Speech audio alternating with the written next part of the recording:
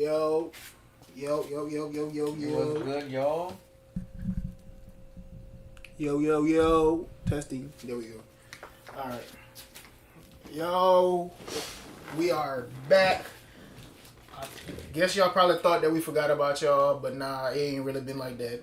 The motto, literally, for the last two podcasts was shit happens. And a lot of shit has happened since then. Yep. Your boy, I ain't gonna lie to you. It's been literally health related. Mainly for me. I ain't gonna lie to you. I ain't gonna, like, your boy health been just gotten, like, going crazy lately. I don't know what it's been like. I usually am good all the time, but, hey, look, sometimes God just gotta slow you down sometimes, bro. Yeah, man, it be like that, bro. It be like that. Sometimes God gotta slow you down and, humble you. You know what I'm saying? Mm-hmm. But we back with it today, you feel me? We got podcast number 11. Should be podcast number... what? 13 or 14? Yeah, something like that. Should be like that. But we back with it. We ain't stopping with it, and we ain't forgot about y'all. And we got a lot to talk about. Talk about. Man. But we're going to try to keep it as, I guess, basically the main things that it is that's everything's going on right now. You know what I'm saying? So we just going to keep it cool. And we go, like, look, I'm excited. Saints won. Miami's fourth in the East right now. You know what I'm saying? I'm good. I'm sitting pretty good right now. You know what I'm saying? I ain't expect us to win. That boy Luka, that man Austin Reaves going stupid, man. AR nice. Dog, AR so nice, bro. I ain't gonna lie. He good. I love it for AR right now. We're gonna talk about that all a little while later, though. There ain't no bottle. Huh? So I can spit in that bottle, though. Oh, I got you. Alrighty, man. Yeah, that all I got to spit on that jersey. Yes. That I'm talking about yours. Don't look at mine. Alright, man. Whatever. With the ugly ass black and brown. Black and gold. Alright, man. Anyway, so the biggest news I feel like from the past weekend in like any sports world, the Chiefs 6-7 on the season, man. They back-to-back losses to the Cowboys and then to the Texans with that tough defense. I mean, Mahomes had a 42 completion percentage, 3 interceptions. 2 of them were like tipped, but 3 interceptions nonetheless. No turnovers. This was a guy we picked to win MVP. Well, first of all, did I? I think I did. I think I did. yeah. At the mid-season turnaround. No, I did. But real quick, this Texans defense is one of the best defenses of the modern NFL. We were not saying this literally in the beginning of the season, but we were not saying this at all. Yeah, but like it's this, crazy. I know, but like this Texans defense is like insane. They're phenomenal. Them and the Broncos, like they have, I feel like the 2 best defenses in the entire league. And they shut that down with Kansas City. They are now under 500. And their playoff chances is just like damn near slim to none, basically. Man, dog, I'm not gonna lie to you, bro. I said this was gonna happen. I ain't gonna lie to you. That light bothering me. We're gonna have sunglasses on y'all today. I'm dead. But I said this was this gonna man happen. trying to aura farm. This man trying to aura farm. I didn't say nothing about it. You not slick. You want some? I got some of that too, man. I'm good. I got some of that too. We can switch it out. You know what I'm saying?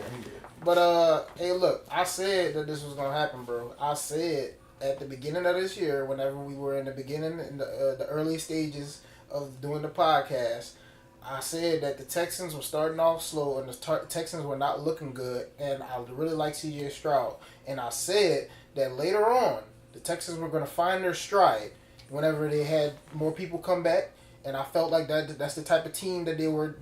They started off slow, but they were going to catch their stride later on, and that's exactly what's going on right now. So I'm going to pat myself on the back because I called that shit. I did. You know what I'm saying? I like C.J. Stroud going out there, winning and everything like that, beating the Chiefs. Not going to lie to you, I thought Patrick Mahomes was going to take over that game. I thought that Patrick Mahomes was going to turn into Superman like he usually does and save the Chiefs' butt. But that just didn't happen. And to talk a little bit more about those 2 interceptions that really wasn't his fault, Kelsey, what's going?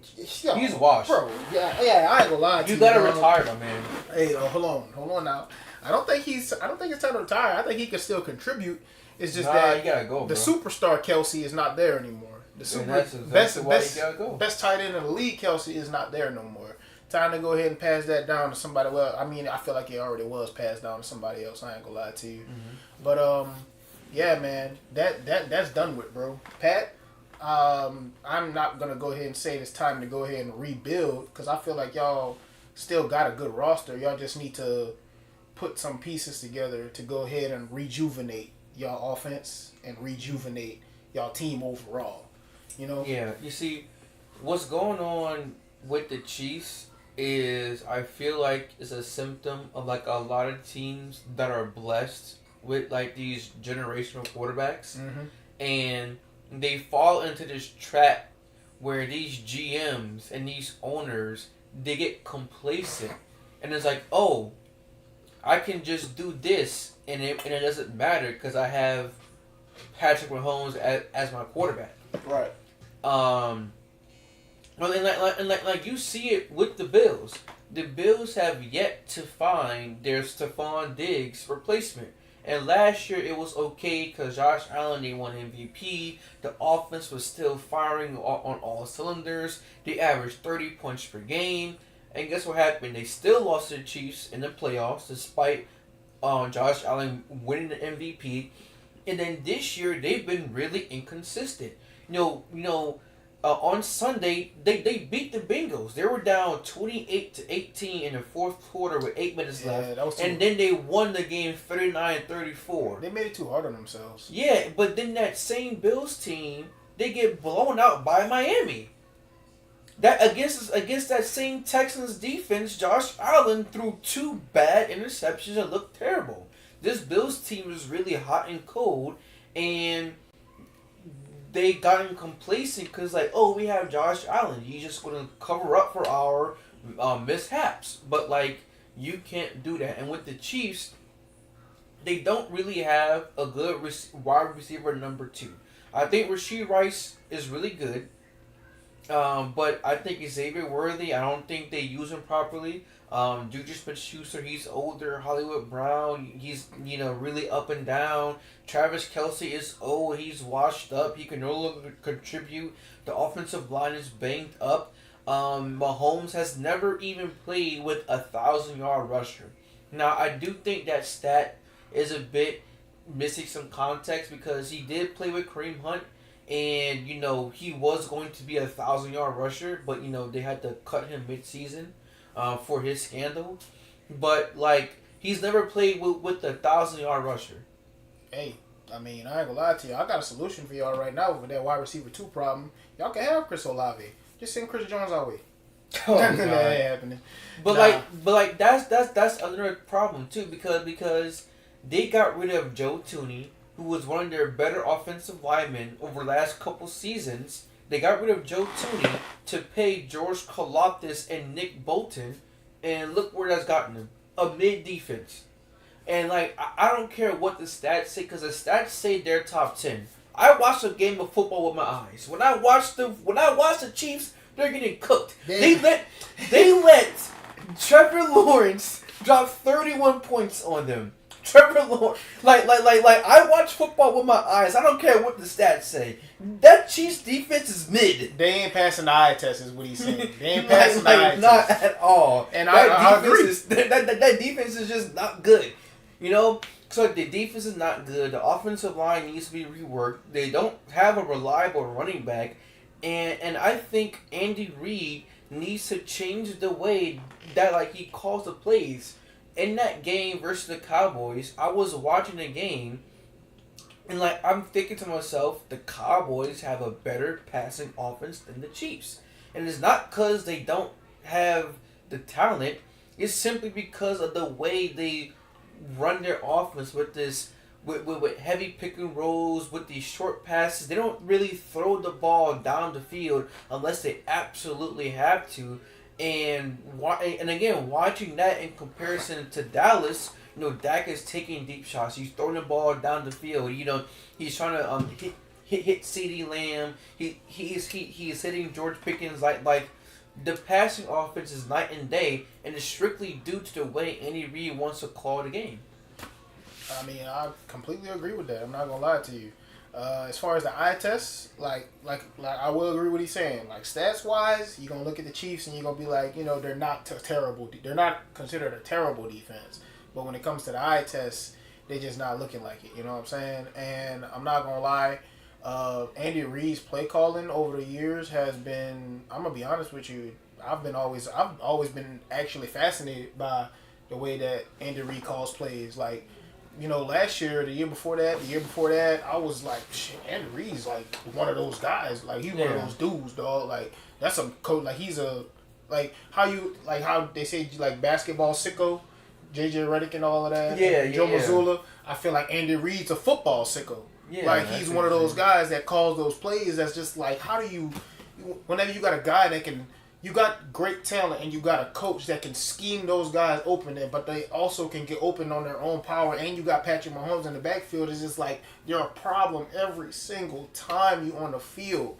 But with Travis Kelce not being Superman Travis Kelce that he used to be anymore, the play calling being like how you said, them calling short passes and not really like trying to like take any shots downfield and everything like that, and also them not playing with a reliable running back because. Not gonna lie to you, Isaiah Pacheco. I thought Isaiah Pacheco was gonna be one of those guys that was like, a very consistent player for the Kansas City Chiefs. That he can be that running back that it is that they need in order to win. Like, of course, I don't think he was gonna be a Saquon Barkley-esque player, or he wasn't gonna be one of the best running backs in the league. But he was gonna do what needed to be done for the Chiefs to win the game. Yeah. And I just don't think that he's actually being that player that I thought that he was going to be anymore. Honestly, I feel like the presence that the Chiefs had over the course of going to the AFC Championship over and over and over, like I feel like that was enough to strike fear into the opponent's heart.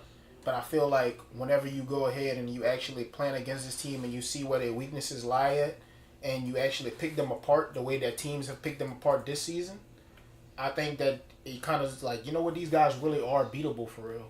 Yeah. Like, these guys really are not as, like, dynamic, and they're not as, formidable as they used to be. Mm-hmm. And I think that the league has realized that, and I think that it's time for the Chiefs to go ahead and make a move, because that dynasty ain't the dynasty that we know of the Chiefs going to the AFC Championship over and over and over. I don't think we've seen that this year.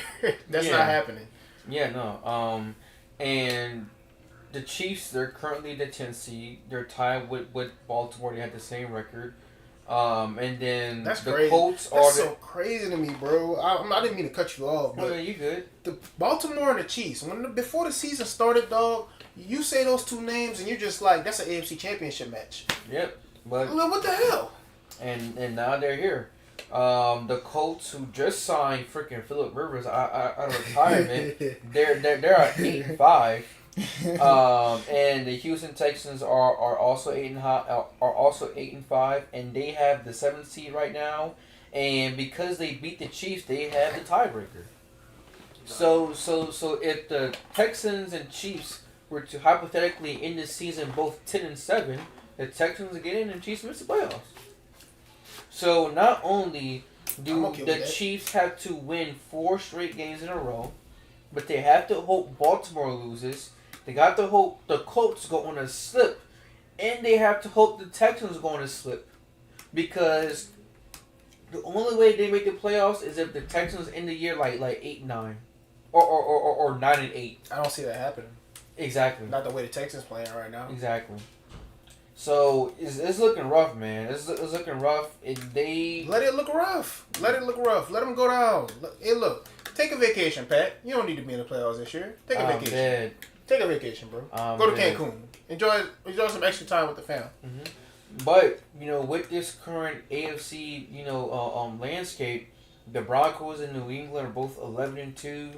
The Jaguars are surprisingly 9-4. Dog. Man, the Steelers are 4 seed, bro. Did we see that coming though? What? Did we see? I'm gonna tell you straight up. I didn't see the Jaguars. I didn't see this coming at all. Oh yeah, me neither. Nah, me neither. This blindsided me. Yeah, like they have a good defense. They get takeaways. Liam Cohen is proven to be a really good head coach. Trevor Lawrence is getting it done. He's getting it done. The record says why. No, he's getting it done. He's been mid. He's been mid. But the record says 9 and so they're getting it done. I think it's more so due to Liam than what Trevor. Yeah, I'm not saying he's the person that's leading the charge, but but he's not playing bad enough to stop them from winning. He's not causing them to lose. So, to me, if it produces results, he's getting it done. Are they going to win a Super Bowl? Hell no. Yeah. Not by my knowledge, not by my your estimate. Yeah. Now, I will say that admittedly, we both picked the Chiefs to make the Super Bowl at our mid-season episode. I'm cooked. So I'm not saying so. Like I said, we can't go back on our word. We gotta stay true to it. But if the season ended today, as a with the 1 through 7 seed, again, I'm gonna just give you the little rundown.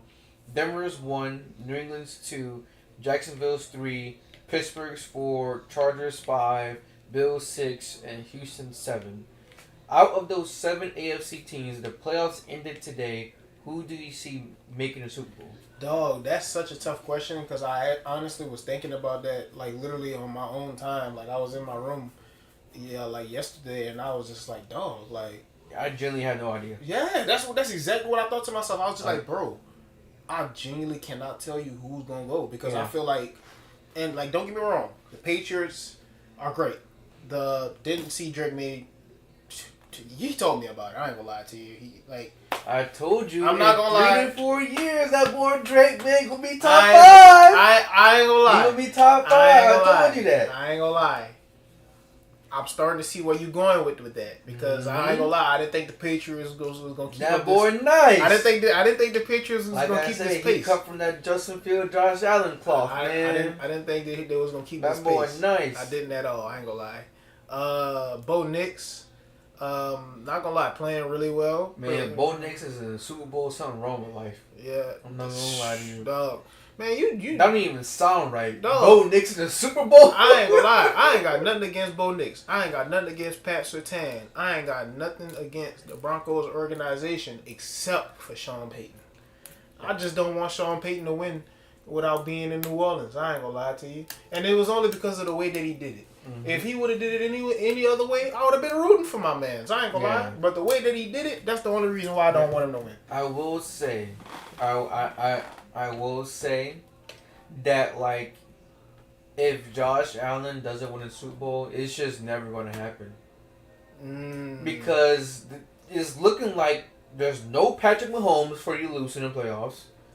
There's no Lamar Jackson, which he's 2-0 against the Ravens in the playoffs. So maybe that's not really a thing to bring up. But there's no other real elite QB in the AFC except for Justin Herbert, and he has the worst offensive line in the entire league. I mean, he took 7 sacks on what, Monday night against Philly. That O-line is cooked. I didn't even watch that game, but that stat popped up on my thing on my phone, and I was just like, it said something about Justin Herbert is getting smothered or whatever like that. And I went and looked at the stats, and I was just like, Jesus Christ, bro, can y'all y'all about to take bro out the game at this point if y'all want him to make it to the playoffs. Yeah, so my bad. Drake May has been elite too, but Drake May is a 2nd-year QB. Justin Herbert has the worst offensive line in the league. If Pittsburgh makes the playoffs, we sweep.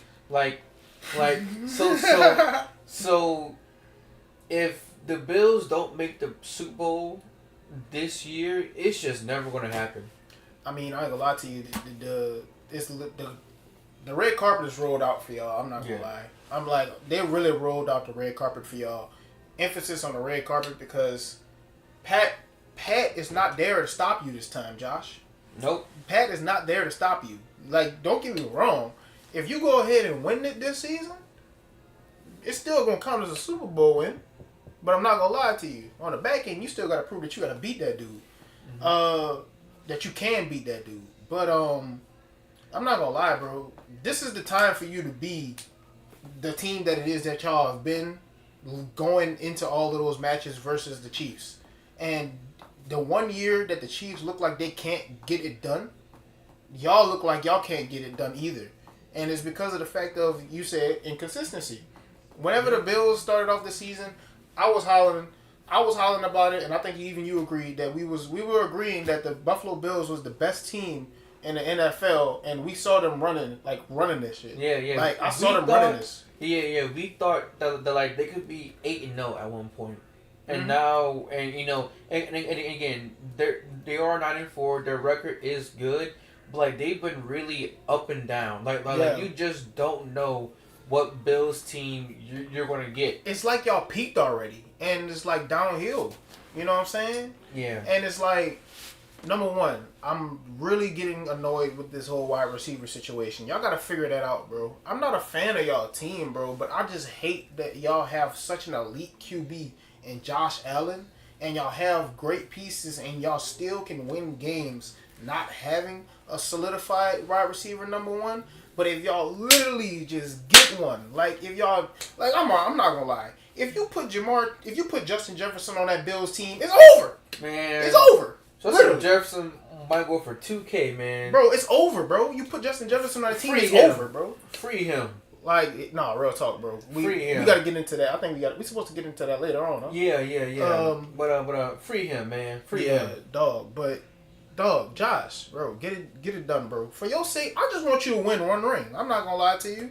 You know, you might want to hurry up and do it before the Saints decide that we want to become good again. Because at that point, whenever we decide that we want to start running shit again, nobody's safe. Y'all was never running stuff. How? Bro. Y'all was never running shit, man. We got a Super Bowl ring, bro. We got one Super Bowl during the Obama administration. Okay, why? What that got to do with it? What they got to do with it? Drew Brees' Jesus got us our ring. Oh my Lord, bro. Drew Brees' Jesus got us our ring. Man. So I'm just like, and we were robbed, and I ain't gonna lie to you. Y'all want me to pull up my history? I ain't gonna lie. I literally Jordan Love just what ring before y'all will ever win again. I'm not gonna lie to you. Jordan Love ain't getting a ring before we get one. Yeah. And Jordan Love gonna retire without a ring if you ask me. I ain't gonna put that on my mans. Oh man, but yeah, the AFC playoff picture. That's really it. It's if I had to pick a team to make the Super Bowl, dang, I don't even know, bro. Dog, it's so tough. It's so tough. Yeah. It's really it's tough. like, at this point, if I'm really gonna pick a Super Bowl team, I'm gonna tell y'all straight up like this. I'm going strictly off of bias at this point. I would never pick the Patriots up because even though I really love Drake May, I love you know his potential. I love what he's doing this season. I would never pick the Patriots to ever win a ring. I just don't like him. I don't like him either. Me either. I don't like the team specifically because Tom Brady was there and he kept beating. So like no. I don't like Brady. I don't like the Patriots organization. And I'm gonna be honest with you. Like, I understand none of y'all, the guys that I hated, Bill Belichick and Tom Brady, as players. I mean, like you know, as a coach and as a player, I hated them as those guys. Y'all just ruined the Patriots organization for me of ever wanting to wanting them to succeed. I don't ever want y'all to succeed, seriously. And it's killing me that y'all so good right now. And then I got right behind y'all the Broncos, who's led by Sean Payton, and I'm just like, the AFC is literally just so hateable for me right now. The only thing that could make it worse is if the Chiefs were good.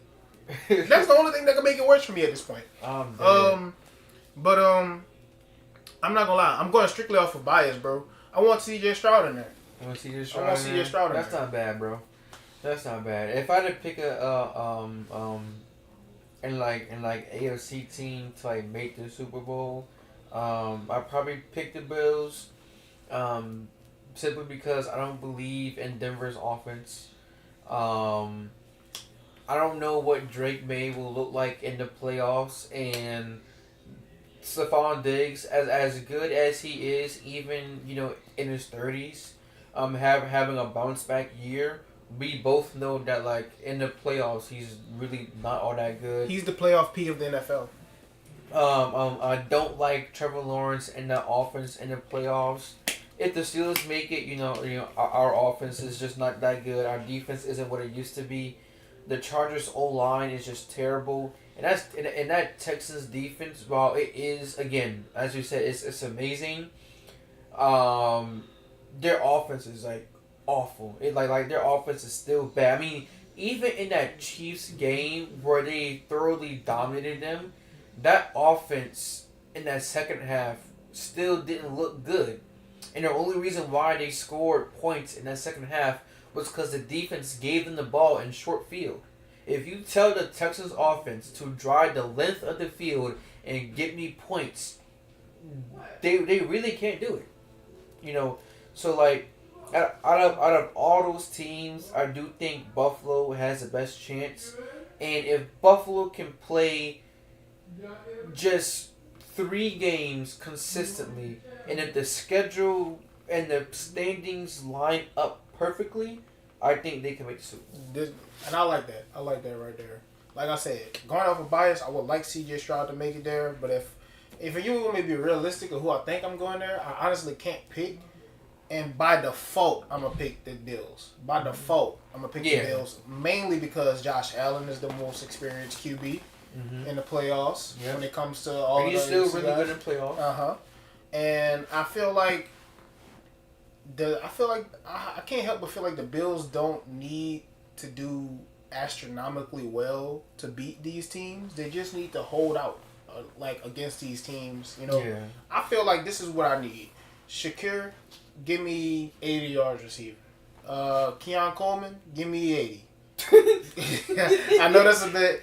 The way you've been playing this season, that's kind of a big ass. Cam Newton meme? Oh, no, I didn't see it. What was up? Man, hold on.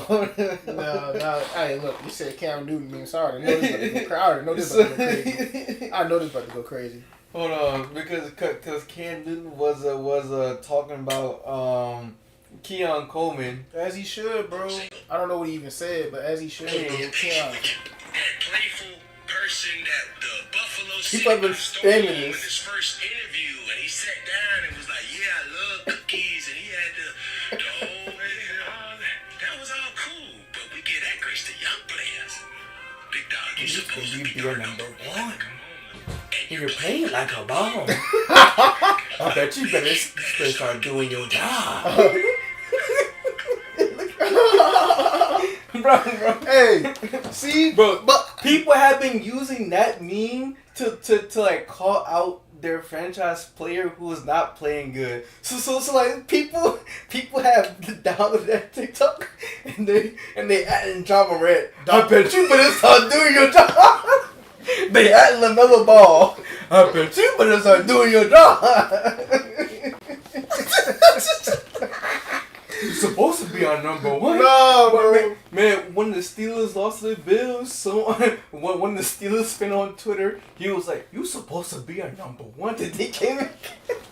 That's that whole meme going it's crazy. True though. It's so true though because oh man, dog, I had a little rant a couple podcasts ago about Keon Coleman, bro. Yeah, man. I said that, bro, you are not what it is that I thought you were going to be. You are not what the expectation of what I thought you were going to be. And plus, you're a Florida State guy, so of course this hits deep for me.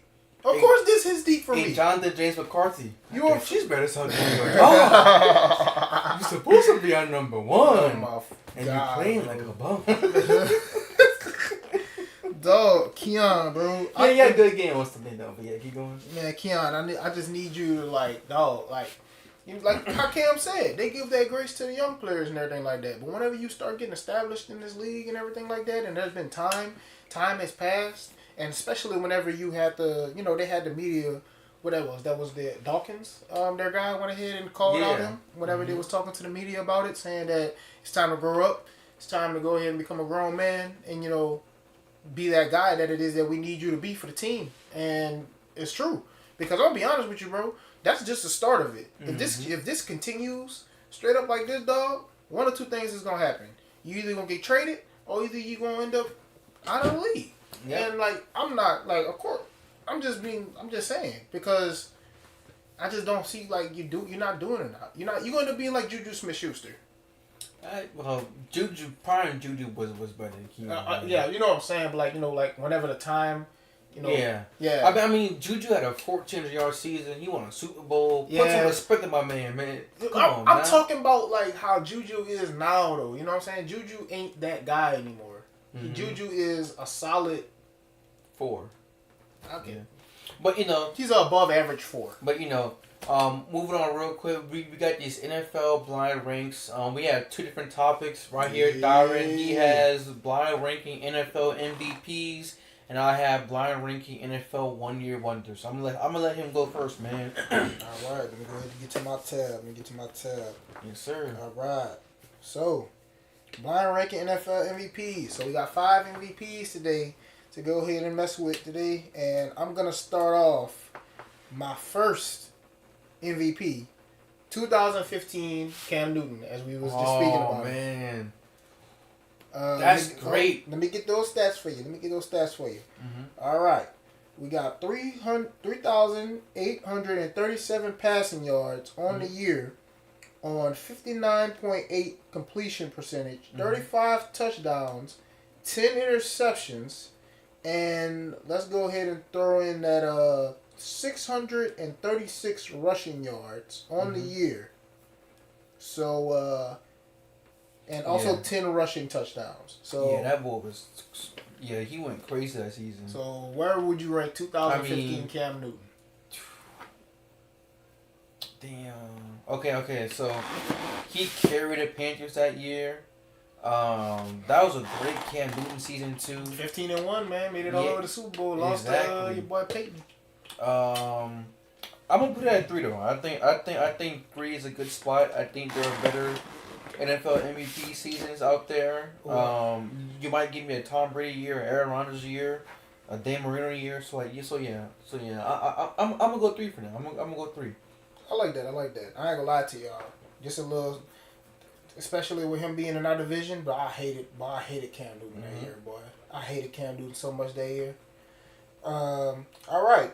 Going on to our next MVP, and I just wanted to make sure that I kept it a little bit, there's a lot of QBs on these lists and everything like that, but I'm going to go ahead and put 2012 Adrian Peterson on that list. Oh, this is 2. Mm-hmm. This is easily 2. Hold on, let me go ahead and read the stats out for the people. Yeah, go ahead. Let me read the stats out for the people. All right, so we got MVP season, what are them stats at? 2012, 2,097 rushing yards on 348 attendance, 12 rushing touchdowns, and let's get to your passing yards, bro. Passing yards? Yeah, not passing yards, reception yards. 40 receptions, 217, nothing too crazy. Yeah. And let's see, what else? 1 touchdown. So that wasn't crazy. It was all on the ground. Yeah, it was all on the ground. Yeah, that's number 2 for me though. And what I'm factoring in is that he was coming off an ACL tear. His quarterback was Christian Ponder, and I forgot about that. And he carried that Vikings team to the freaking playoffs, bro. And to be so great. Coming off an ACL that rushed for nearly 2,100 yards. Yeah, that's superhuman, bro. To carry that team to the playoffs and to win MVP in an era with prime Tom Brady, prime Peyton Manning, prime Aaron Rodgers. To win the MVP, that's not a prime QB. Drew Brees. As not a QB. It's like come on, man. Like that's easily number 2 for me. I like that. All respect to Adrian Peterson. I like that. All right. So, after that one, we're going to go ahead, and I ain't going to say this is an underrated one. I'm not going to lie to you. I didn't like it, personally. So, we're going to go with 2016 Matty Ice. With all due respect, this is 5. Hold on, let me read them stats to you. I ain't gonna lie, I'm not against it. Oh my Jesus, though. I ain't gonna lie, them stats is crazy. Yeah, no, he had a great year. Almost 5,000. That was the closest he made it to 5,000 yards. Yeah. 2016 Matty Ice was great. It's 5 though. 4,944 yards, 69.9 completion percentage on 5 on a 534 attendance with 373 completed and 38 touchdowns. Yeah, with only how many interceptions was that? 7. Yeah, like 7. Yeah. He was great that year. That was nice. He was phenomenal. I forgot how nice that season was. Damn. Respectfully though, it's number 5. Respectfully. I ain't mad at it. I'm not mad at it. Yep. So I got. I'm a Saints fan. Of course, I'm not mad at it. Yeah, I got 4-1 open. Okay, so you got 4-1 open. Yep. All right. Next on the list, we're gonna go down to your boy A-Rod, since he got a lot of these joints anyways. It was hard for me to pick just one of them. I ain't gonna lie to you. But we're going to pick up 2011 Aaron Rodgers, the one that rightfully belongs to Drew Brees. Oh, this was a great season. What were the stats were? I think it was like 45 touchdowns, 6 interceptions. Let me get you right here. All right, so for that year, 2011 A-Rod, we got 4,643 yards on a 68.3 completion percentage, 45 touchdowns thrown, only 6 interceptions throughout the entire season. And let's see, I think he had some good rushing yards. A couple of rushing yards, not too crazy. So that was an elite quarterback year. I think he went 15-1 that season too. Mm-hmm. Yeah, he went 15-1 that year. Now, Tom Brady has a couple great MVP seasons. Peyton Manning, but you use Peyton Manning, but we've talked about 2013 Manning so much. I don't think you would put him on this list because we mentioned him a lot. So really, do I put him 4 and I bank on Tom Brady, or? But again, we've talked about 07 Brady a lot too, because 07 Brady, that was 5,000 yards and like 50 touchdowns. Mm-hmm. You might give me a Mahomes season. You know what? I'm gonna go with my gut. My gut is telling me to put it 1, so I'm gonna put it 1. Okay, bet. Now, I'm not going to lie to you. I thought about giving you Brady, but I decided to leave Brady off of this list this one. Mm-hmm. I wanted to see how well your boy was going to compare to this. And by your boy, I mean our recent MVP, Josh Allen. Oh, yeah. That works. Yeah, number 4 easily. Yep. Let me go ahead and read your boy stats out right quick. 2024 Josh Allen. We got 3,731 yards on a 63.6 completion percentage, along with only 6 interceptions throughout the whole year, only 28 touchdowns, was, in my opinion, that's kind of lackluster. Well, he had like 12 rushing touchdowns. Yeah, he had a lot of rushing touchdowns, but compared to all of the other seasons as far as throwing the ball, kind of lackluster, But 1 MVP, so who am I gonna sit there and say that the shit was ass? Yeah. That was the list. Awesome, not bad. But I will say, I probably should put Matt Ryan 4. Because I did think you was gonna come with like a heavier MVP season, but I felt like that. I felt like Matty Ice. I'm not gonna lie to you. I felt like those stats was crazy. He went dumb that season. Yeah, but 2011 A-Rod, that was my heavy hitter in my opinion. Well, him and Cam Newton, because that Cam Newton season was crazy. Yeah, and I kind of slept on that Adrian Peterson season. I ain't gonna lie to you until I realized exactly whenever you brought up the ACL thing, and then you also told me who the QB was. I was like, damn, I ain't gonna lie, Adrian Peterson really was cooking that year, huh? Yeah. Like he was going crazy. So now we have NFL 1-year wonders. We gonna start off with the bang. I don't know if you remember him, but 2013 Josh Gordon, 1,600 yards, 9 touchdowns, absolutely carried that Cleveland Browns offense. Like, can you even name who the quarterback was in 2013 for the Browns? 2013 Browns. That was that wasn't Manziel. That was that already? No, already didn't even play that full season, I believe. Was that Tyrod Taylor's year? Hold on. I'm getting it. That man, Josh Gordon, his quarterbacks was Jason Campbell, Brandon Whedon, and Brian Hoyer. I ain't got none 1,600 yards and 9 touchdowns with those 3 quarterbacks. That just means that boy was cooking, boy. Because like 3 different quarterbacks and you accumulate 1,600, it ain't the quarterback, it's you. It's you. You did that. So where you gonna rank them?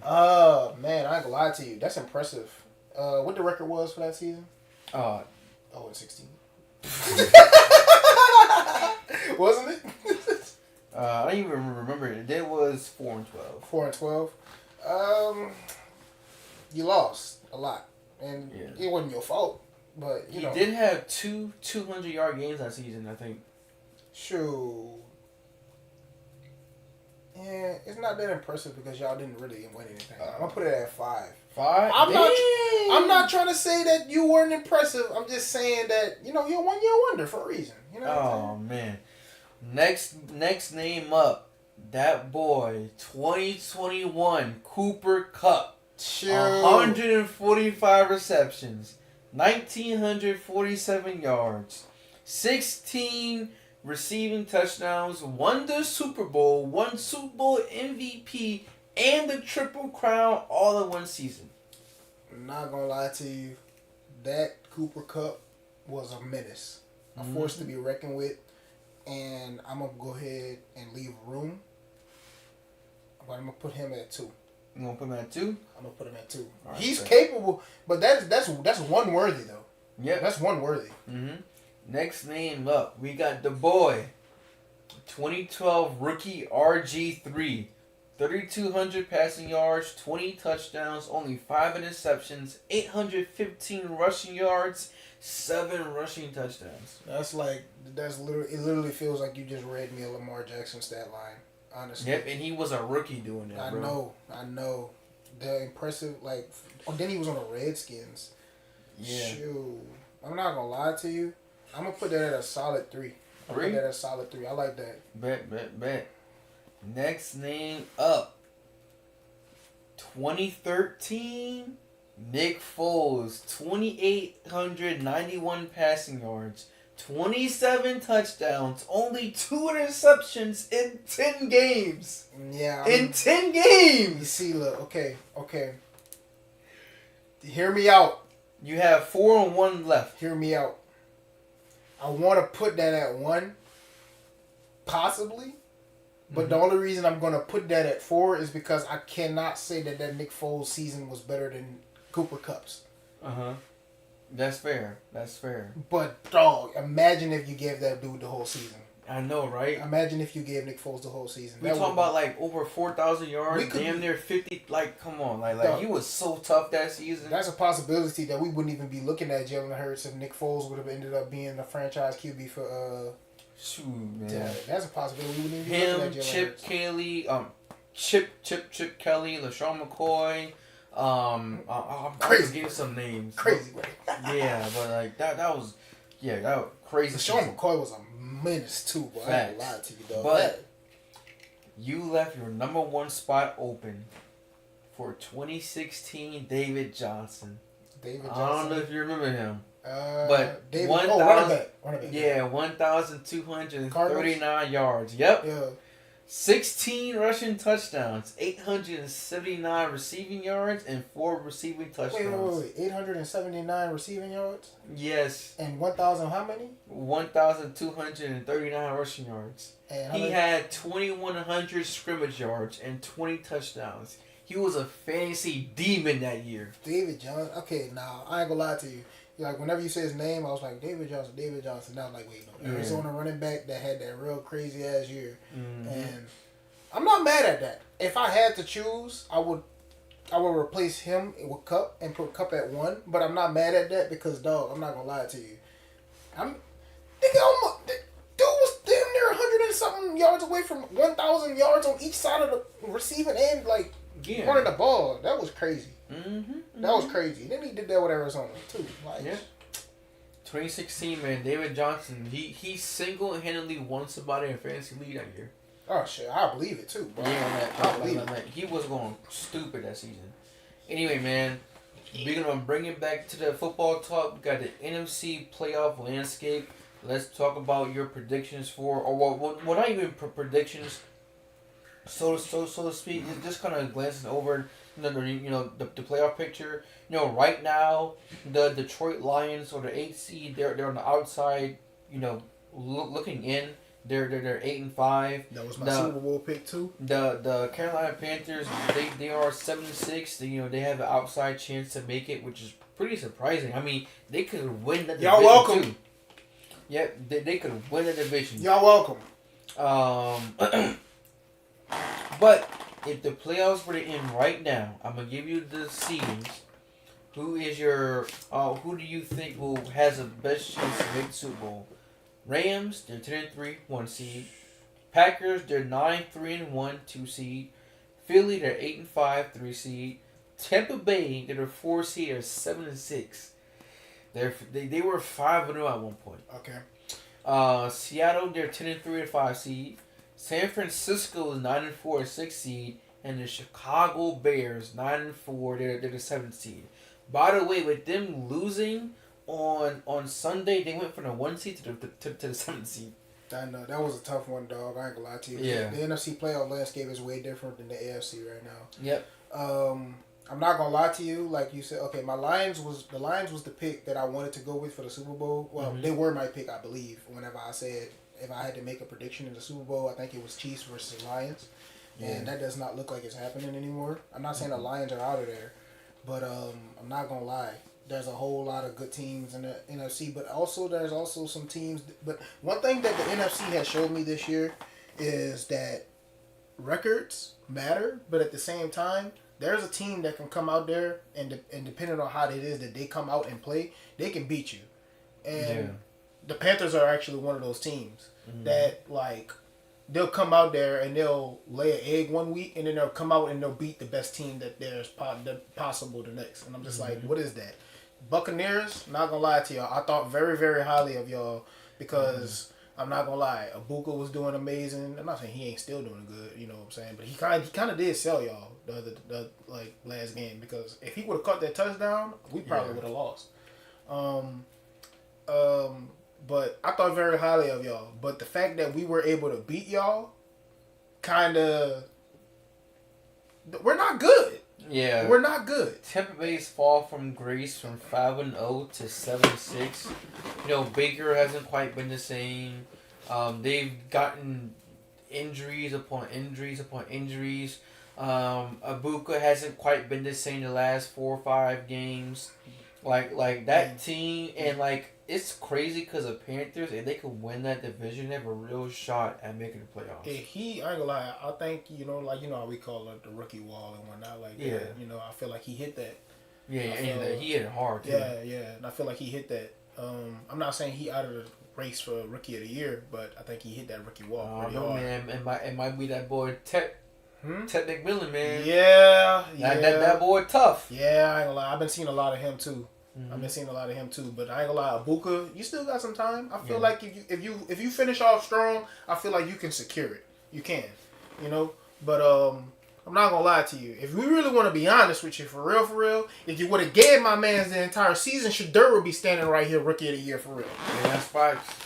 That's facts, man. That's facts. Hey, free Shedeur, for real. Whatever your name is, Stefanski, get out of there. Stefanski, for whatever the hell your name is. Get the hell out of there, man. Going ahead and limiting my boy like that, man. Come on. Come on. Well, we're going to talk about Shedeur a bit later. But I picked the Rams to go to the Super Bowl. I think in our mid-season episode, I picked them to make the Super Bowl. And right now, that's looking true. I mean, Puka Nacua, he's going crazy, man. It's out of him and Njigba for best receiver of this league. Yeah, it's those two guys right there for me. Nacua and Njigba is going head to head for best receiver this year. Yeah, Matt Stafford, 35 touchdowns, so only 4 interceptions. That boy, he's on pace for 4,500 yards and 45 touchdowns. Now, can we revisit this conversation, please? If Matthew Stafford goes ahead and wins this ring, where does that put him on the list as far as greatest QBs that ever played the game? I think that before the Rams trade, if he would have stayed with Detroit, you could have made the argument that he would be the best player to not be the Hall of Fame. But he's won a ring. If he wins the ring this year, and if he wins the MVP, which he is favored to do, if he wins the MVP and in the ring in his age 37 season, after having an off season full of back problems, I think you can say he's like a top 15 quarter. Well, 15. You sure you don't want to throw him? You sure you don't want to throw him in 10? No. 2 rings in the MVP at 37 years old. No. Okay, so we could. I don't know if we should just go ahead and talk about this right quick, or we should we're gonna revisit it. We're gonna revisit that because I'm not gonna lie to you. I don't know. Everything's not moving right now in my head for me to go ahead and list all of the quarterbacks I think that are below him or like above him. But for some reason I just can't think. I don't think I can name 10 QBs. Not 10 QBs. I don't think I can name 9 QBs. I think I could put him at like a solid 10. No, I don't think so. We'll see. We'll talk. We'll probably talk about that. At some point. Yeah. But I'm not gonna lie. I'm not mad at your pick with them going to the Super Bowl because he's playing amazing. Mm-hmm. Nakua's a dog, and I think that the only way, the defense playing great. I think the only way that they don't make the Super Bowl is if maybe Nakua goes down, or maybe they just fall apart in the playoffs. But I just don't see that happening, bro. Yeah. They look formidable. They look like a real threat. The 49ers are kind of, for me, the 49ers are flying under the radar. I really haven't been seeing anything too much. And they've had like 2 quarterbacks the whole year. They played so long with Mac Jones. Brock Purdy comes back, and although he hasn't quite been the same Brock Purdy that we saw back in 2023, they're still winning games. Chris McCaffrey is on pace for 1,000 rushing yards and 1,000 receiving yards. Like Christian McCaffrey has more receiving yards than Justin Jefferson. Free 18, man. Free 18. Dog, I ain't gonna lie to you, dog. That Jonathan James McCarthy rant that you went on is so valid. Now that I look at it, dog, I ain't gonna say now that I look at it. It was valid when you did it, and I knew it was valid then. Yeah. But Jonathan James McCarthy, you're not 9. You really are not 9, bro. You fake ass demon. Yeah. And the crazy thing is, he had a good game Sunday, and Justin Jefferson still didn't get over 50 yards. I feel like you gotta get when you got a talent like Justin Jefferson on your team, you got to get him the ball. You got to get him the ball. You know what I'm saying? Y'all gonna mess around and make Justin Jefferson go over there with Cincinnati. Oh no, that's. But for that, and I'm not gonna lie, I don't believe in the Bears. The Packers, I think they have a good team. Mm-hmm. You know what I'm saying? Michael Parsons playing his ass off. But I'm not gonna lie to you. I think that they can make it. They're gonna make it, but I don't think they're gonna make it all the way. Yeah. If they do make it all the way, I ain't gonna lie to you. That's gonna be the biggest. That's gonna be the biggest FU to Jerry Jones ever. Yeah. If the Packers make the Super Bowl and win it. Yeah, that would be crazy. Not gonna lie to you. Yeah, it really would. But with the Packers, their offense is too inconsistent for my liking. That's exactly what I was thinking they ain't gonna make it for. Cause they look great against the Bears. They look great against the Lions on Thanksgiving. But then you go and you put up 10 points against the Browns. You go and you put up 13 points against the Panthers. Exactly. That Panthers game, that's what sold it for me. So I just don't trust their offense to put together 3 straight excellent games. Mm-hmm. Cause you can be the better team. Like the Packers are clearly the better team better than the Browns. And if the Packers and Browns were to face each other 10 times, the Packers would beat them 9 times out of 10. But it just takes. But in the playoffs, it takes one wrong mistake. It could be a fumble, an interception, a turnover on downs, a missed field goal, a missed extra point. It just takes one thing going wrong, and you lose. Yeah, really. And with the Packers, Believe they just me, have too many bad. Well, they only had 3 losses, but they're bad traits. Yes, Bad traits exactly. and tendencies. They have bad traits, bad tendencies. The offense is just too inconsistent, and in the playoffs, they could easily get upset, just how they were upset against the Panthers and Browns. So it's hard for me to put my trust in Green Bay for them to go out and win 3 straight games, and produce and basically play mistake-free football. I understand that completely. And another thing for me, what I would add to that is a little bit possibly complacency, because 2 of your losses are coming from teams that you should have beat. Yeah. That you obviously should have beat. That Browns blemish on your record should not be there. Nope. Y'all should have 10 wins. And I just think that if you're going to go to the playoffs and you're going to have, I feel like you got to come in with that. You got to come in all the way, from the season, from, start to finish. And you got to come in the playoffs with that aggressive mindset. And I think you can do that. But I just don't think that's something that you want to be able to have, you don't want to switch on that. You don't want to be able, okay, now it's time to turn it on. It should already be on. Yeah. You know what I'm saying? And I think it's not on for y'all. And the bad traits and tendencies is the reason why I don't believe that y'all gonna make the Super Bowl. I ain't gonna say what round y'all gonna end up getting in, but I wouldn't be surprised to see y'all as a first round exit. Yeah. Speaking of bad traits and bad tendencies, that boy Jalen Hurts, man. Talk about it. 5 turnovers. Talk about it. This boy, Jalen Hurts. 2-1. 2-1. Interception.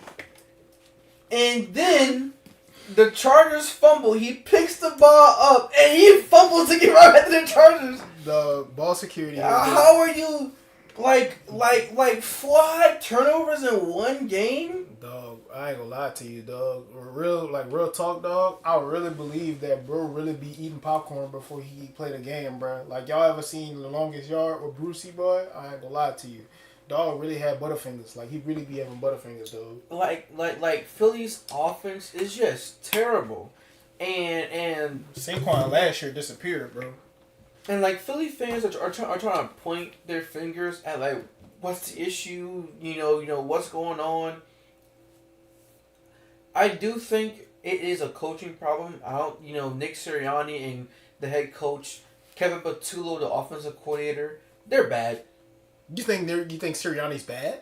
Yes, I think Sirianni, with the exception of his first year in Philly, I think he's been carried by a great roster. By a great roster. I don't think he's this excellent coach. I really don't. Oh, you know what? That's not a bad take. Kevin Patullo is a garbage offensive coordinator. He's not good. But at the same time, your QB is mid. Does Jalen Hurts have one elite trait?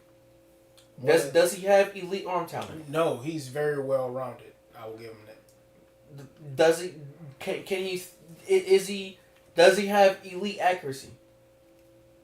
Does he throw away anticipation at an elite level? Does he have Lamar Jackson or Josh Allen type athleticism? He's not elite. He's not. Is he a good processor of the field? Again, he's not terrible. He's not terrible, but he's decent at everything. Yeah, but what I'm getting at is, especially with Philly fans, they've ever since they won the Super Bowl back in February, they've been trying to put Jalen Hurts in conversations he doesn't belong in. Oh, he's top 5, he's top 3, and it's well, you can't be a top 3, top 5 quarterback and then go out and then produce an offense that looks like this. Let me go ahead and speak on this right quick. I seen some very ignorant people go ahead and put Jalen Hurts' name in the conversation, and I don't ever want to hear y'all speak on this ever again. Don't y'all ever in y'all life mention Jalen Hurts in the same conversation as Drew Brees again. Y'all are crazy. Y'all went ahead and got a ring, and all of a sudden y'all think that he is on the same level as Drew Brees. You're out of your fucking mind. You're out of your fucking mind. Drew Brees and Jalen Hurts are not the same. Jalen Hurts is not Drew Brees. Don't you ever in your life think that Jalen Hurts is going to throw for 5,000 yards in a single season, let alone Drew Brees did it 4 or 5 times already. Drew Brees, Jalen Hurts. Let me tell you how it goes. Jalen Hurts, Drew Brees. Stop. Y'all want a ring. Congratulations. Your QB is not that good. He ain't that good. Man, some dude on one of those football networks, he said Jalen Hurts is Russell Wilson 2.0. Man, put some respect on Russ' name. That man, Russell Wilson, led the league in touchdown passes. That man, Russell Wilson, threw for 40 touchdowns and like 4,400 yards one year. Hear me out. No. He's not far off. No. He's not far off. But I'm not. But I will give Russell. I will give Russell Wilson his respect. I'm just saying though. No. The best comparison that I have for Jalen Hurts is Russell Wilson. No. I'm serious. No. I'm serious. I just think that he's just not as good. He's just not as good as a version of Russell Wilson as Russell Wilson was. But as far as his play style, you give prime Russ, AJ Brown, and Devontae Smith, he's putting up Drew Brees numbers. I ain't gonna lie. I can say that. Listen. That man, Russell Wilson, led the league in touchdowns. And this is no disrespect to the players I'm about to name, because these receivers were very good. But he had Doug Baldwin, Tyler Lockett, Paul Richardson, and I can't even. And I think it was running back was Chris Carson. At the time, again. Especially Doug Baldwin and Tyler Lockett. Those were great receivers. I'm not trying to disrespect them, but they're not AJ Brown and Devontae Smith. Hey. They're not Saquon Barkley. Hey, look. You give Russ that O-line. You give Russ Saquon Barkley, Devontae Smith, AJ Brown, Dallas Goedert. You give Russ that defense. He's throwing for 5,000 yards, 40 touchdowns. Like, come on. No. There's no comparison. No, but there's no comparison. Think about play style though. That's what I'm. Look. That's what I'm trying to say. They don't even play the same. No, because Jalen Hurts can't improvise. Jalen Hurts can't improvise like Russ. You see, that's my thing though. That's what I'm trying to say. If it makes any sense, what I'm trying to say is, Jalen Hurts is a worse version of Russell Wilson. No. Of what prime Russell Wilson was. He's just a worse version of him. No. That's all. He's a worse version of him. I don't know, man. I can't get behind him. I'm just saying, if you put those two guys' play style together, I feel like if you really want a backup QB for real that could, maybe help out Jalen Hurts, I think Russell Wilson is your guy. No. I thought really. I really think for real, he would really help him. Mm-hmm. I can't get behind that. I feel like you put Russell Wilson on the Eagles, and he's just like, okay, I'm gonna turn you into what I was whenever I was with the Seahawks. Okay, I ain't gonna say you're gonna be that good, but I can make you better. No, but you seen that TikTok explaining the Eagles offense? Saquon up the middle. AJ Brown deep ball. Hey, hold on. Oh shit! Show that to me. Hold on. Because this was funny. Man, I ain't gonna lie to you. I am disappointed with Saquon. Saquon up the middle. AJ Brown deep ball. Incomplete. Let me put the original one. Yes, sir. Saquon up the middle. AJ Brown deep ball. Incomplete. Punt. Great stop defense. Wow, they're great. Saquon up the middle. AJ Brown deep ball. Punt. Great stop defense. Saquon up the middle. AJ Brown deep ball. That's all they do. Saquon up the middle. AJ Brown deep ball. Seems like a very traditional like style of play. You know what I'm saying? Like a very 2010s, early 2000s team, low key. Mm-hmm. You know what I'm saying? And I'm not mad at that, but it gotta work though. And I mean, they won the Super Bowl last year, but the team is definitely different. There's some moving pieces that I think what is the coach Kubiak was a coach whenever they Kubiak was a Wait. when was Kubiak there? Kubiak was there whenever they Who? won. Huh? Wait. Who? Clint Kubiak, the offensive coordinator for Philadelphia Eagles. He was the offensive coordinator when they won, or no? No. He left whenever that was the season before they won. Mm-hmm. I believe. Yeah, because last year. Wait. No, last year they had Kellen Moore as their OC. Yeah, I'm tripping. I'm fucking tripping. Then when the Eagles beat Tom Brady, in the Super Bowl, I don't know who their offensive coordinator was, but I knew their head coach was Doug Peterson. Yeah, Kubiak was there the year before last year, and Kubiak was a good offensive coordinator for them because they were decent or whatever like that. And then when Kubiak left, then they had Kellen Moore at OC, and then Kellen Moore left to come coach for us. Yeah. And I think it goes deeper than the offensive coordinator though. I mean, he is an issue. I will say that for sure. Yeah. Because they got too much talent, in my opinion, to not be good, to not be as good as they are. And I know that's kind of crazy for people. No, I'm not even gonna say that. No, it's not crazy. Their record is not bad, but they should be better. They should be better than what they are. Yeah, they're mid. I'm gonna stand on that. Mm-hmm. They're mid. But it's time to put the watch, man. Huh? It's time to put the watch, man. Just try to put on the watch on Shedeur. Shedeur, man. So, man, 364 passing yards, 4 total touchdowns, and it's crazy because Kevin Stefanski really ruined that game for Shedeur. Because how do you take him out on the 2-point conversion? Who has been your best player on offense? Tell me you want to get fired without telling me you want to get fired. Like that was such a dumb decision, and like over the last 3 weeks with Shedeur starting, the Browns' offense has looked way better compared to Dylan Gabriel. Shedeur Sanders has, I think he's had at least a 50-yard touchdown in each game this season, in which he started. You know what's bad? So I was thinking about this the other day, and it's no comparison between players. Mm-hmm. But remember whenever Lamar Jackson kept falling in the draft? And he was the last pick of the first round. Yeah, like even though he still made it to be a first round pick. Yeah. You know what I'm saying? Shedeur fell.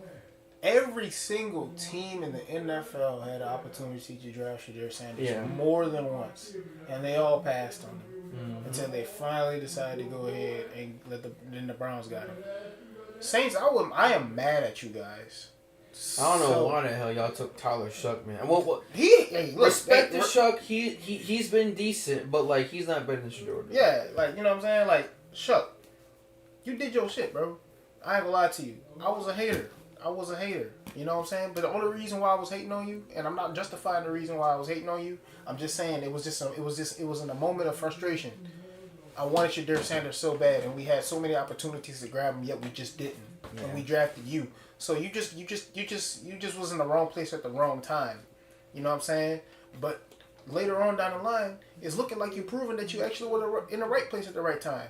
So yeah, I would love to have Shedeur Sanders on the team, but I'm not mad that you on the team though. So you know what? I shucked up. Man. Nah, but for real though, I ain't gonna lie to you. Shedeur Sanders is literally proving everybody wrong right now, dog. Mm-hmm. And I'm loving it because, like, y'all deserve every last bit of it. Stefanski, if you get fired, when you get fired at this damn point, you deserve it. You deserve it. Mm-hmm. And y'all should have believed in Shedeur from the beginning. And yep. I really hope he's their franchise quarterback. I want him to to do well.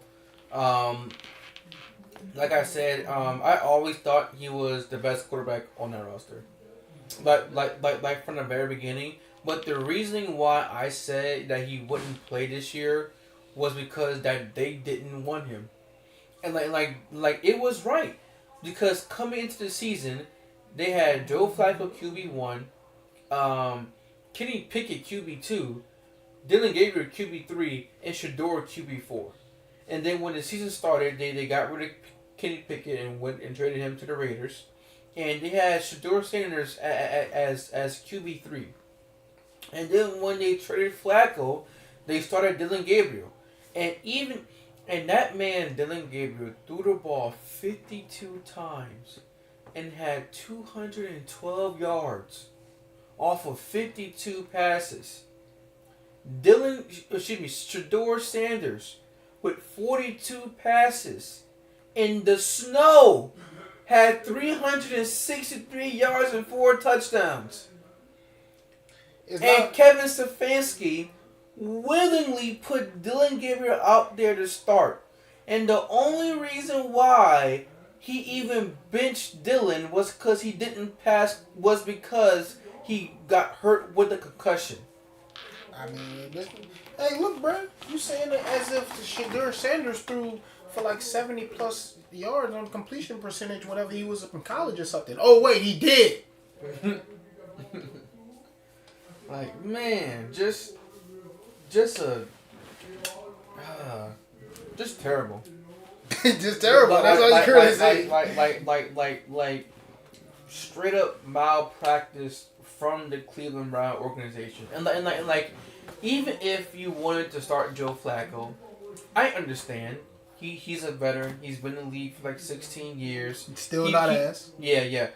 He was on your team just a couple years ago. He brought you out to the playoffs. He knows the system. He knows Kevin Stefanski. He knows like I get the reasoning for starting Joe Flacco, but to make Dylan Gabriel your QB2 and an eventual starter, Dylan Gabriel is shorter than me. Yes. I'm 5'10". That man 5'8". Oh, he is. I ain't lying. That's cut. I'm messing. I think he's like 6 foot. What is it? I thought it was good. He 5'11". No, he's shorter than me. We the same height. Dylan Gabriel. Yes. Yeah, 5'11". I am. Stand up.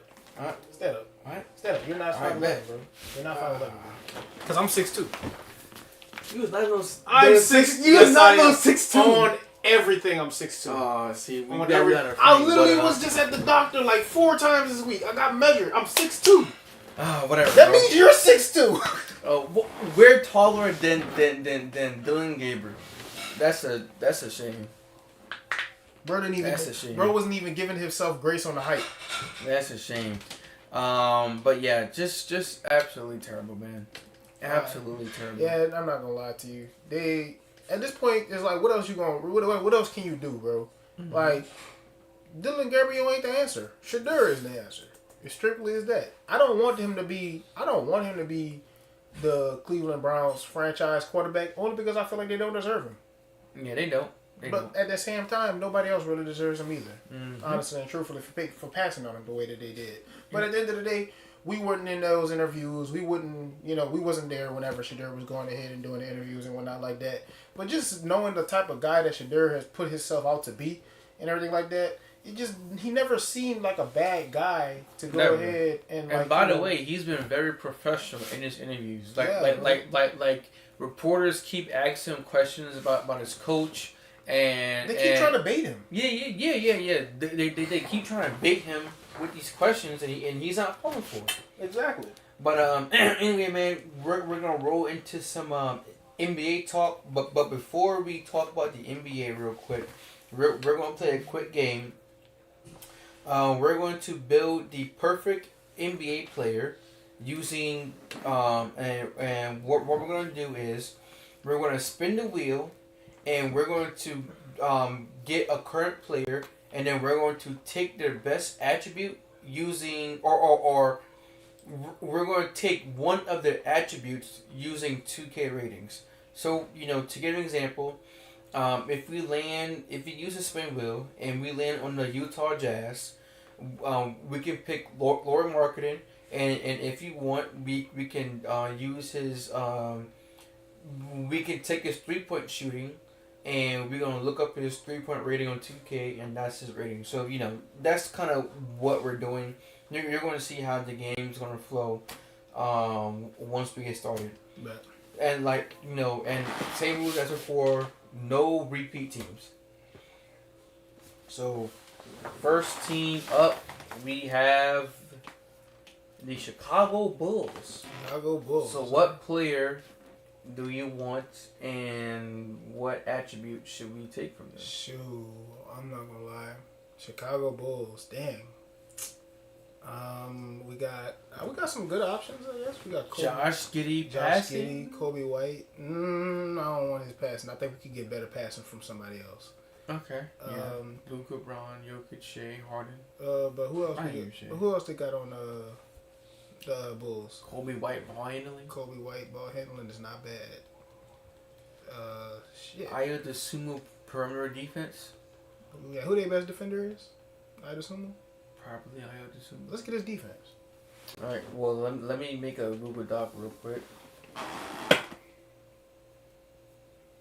And this is what we're gonna do.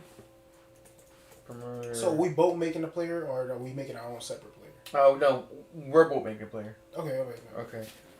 Ayo Dosunmu. Perimeter. Defense 2K rating.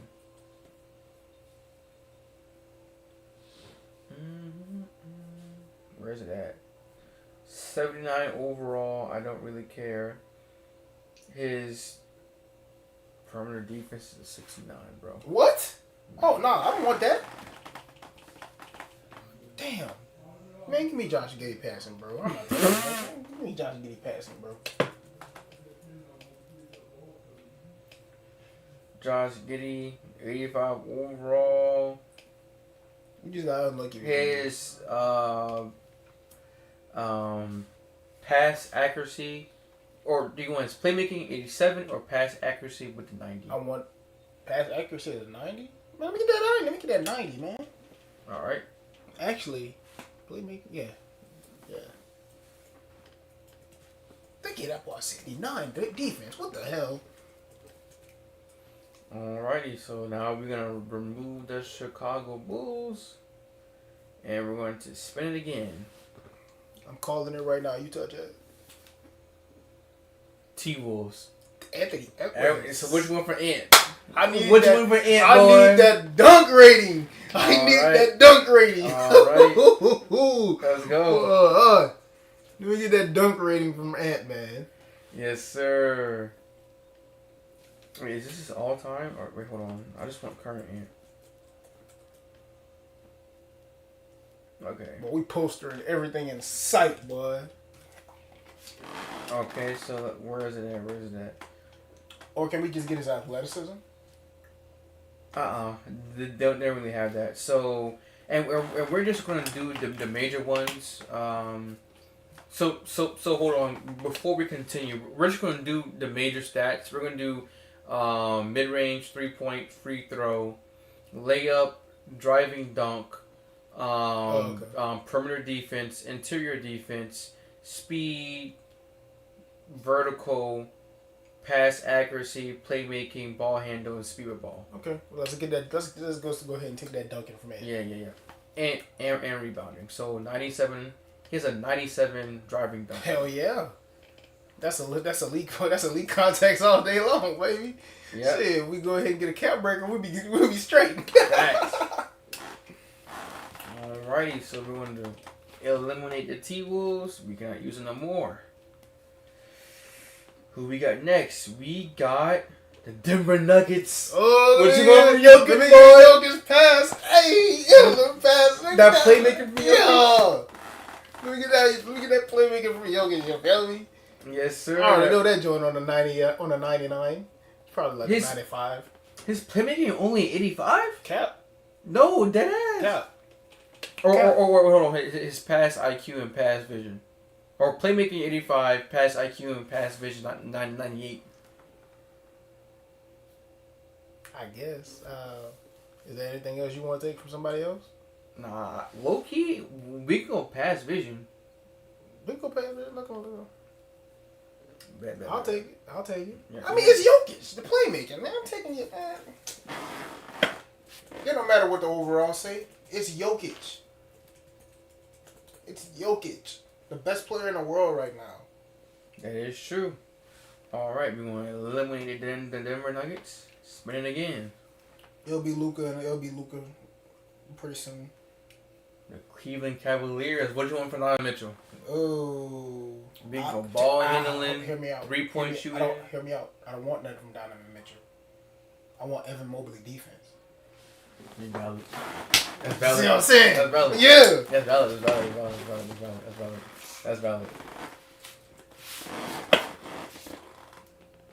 I like that a lot. I got the defensive player of the year. Defense? Come on, stop playing. Yep, 96 interior defense. Oh, yes, indeed. But nobody coming up in that paint. Why nobody coming in that paint, man? What the hell wrong with y'all, man?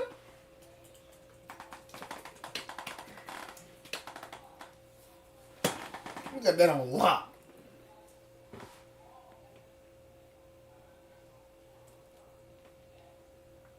All right, now we're going to eliminate the Cleveland Cavaliers.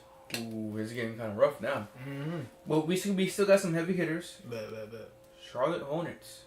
Ooh, I think we got to go LaMelo here, huh? Yeah.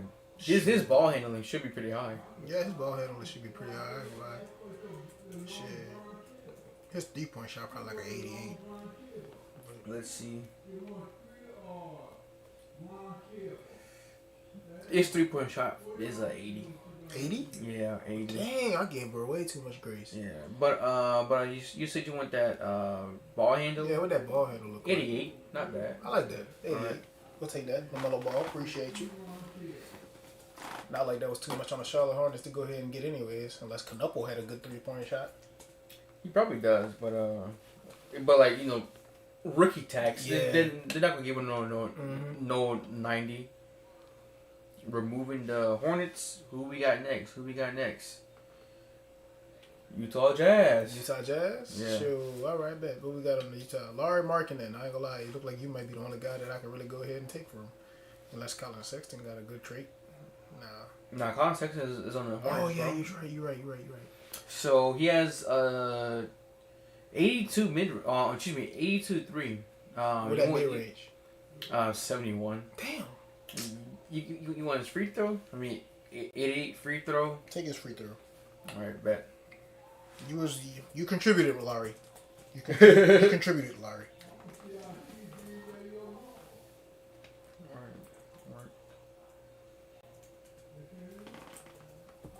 All right. We're moving the Utah Jazz. Who we gonna have next? I need some heavy hitters though. Houston Rockets. KD, shit. Amen is good for perimeter defense now. Shit, we took interior D from Evan. If we go ahead and if we get perimeter defense from Amen, we locking down everybody. Yeah, I ain't gonna lie, we got that. We need that. It was crazy. You would think we would take something from KD, but nah. We got other players that we can get that from. Yeah. Wait, what KD mid range is though? Okay, so Amen Thompson's perimeter defense is a 93. Oh Lord. Kevin Durant's mid range is a 98. What you want? You want the lockdown defender or that mid range sniper? Who could? Dog, I ain't gonna lie to you. Who we gonna be able to get a solid mid range from though? If we don't take KD right now, I think we could get a high perimeter from another player. If we could get on OKC, we could get. That is true. If we do roll OKC, we do have but like Shea also has like the best mid range in the game too. True. So it really go either way, but we are banking on OKC at this point though. Yeah, we will be banking on a OKC. But like, I also feel like an 85 perimeter defense would be like good with like anybody. Man, look, we're gonna take that. I feel like let's take that defense. Let's take the defense. Defense. I think we could get a solid mid range from somewhere else. But I knew that mid range was crazy on KD. I ain't gonna lie. Mid range killer. All right, bet. Now we gotta eliminate the Rockets, man. Spin it. It's the Sacramento Kings. Sacramento Kings. We was talking about mid range when you went went to to say DeMar DeMar DeRozan. DeRozan. Check out DeMar DeRozan. Hey, look, it might have worked out for us. DeMar DeRozan. He kind of washed. He probably got like a 92 though. I think he's like a 92. He's an 83 overall. But I'm telling you that 90, it definitely 94 mid range. 94 mid range. We ignored him. Yes, sir. Just like that. All right. This player looking like a dog, man. That's true. This player looking like a dog, man. I'm about to make this dude on 2K simulation. No, for real. I can send you this doc. Bet. I ain't gonna lie. I'm really do that for real. I'm gonna go ahead and make bro up in the 2K simulation. I'm gonna take a little random rookie and go ahead and put this stuff on it. Yeah. Phoenix Suns. Talk about mid range, but we just took thing. I mean, Devin Booker. I mean, Dylan Brooks. Wait, no, we got defense already. Layup, post fade, maybe. Well, who else is on the Phoenix Suns for real? Jalen Green. Jalen Green, yeah. Speed. Let's take Jalen Green's speed. I think I know he's fast. And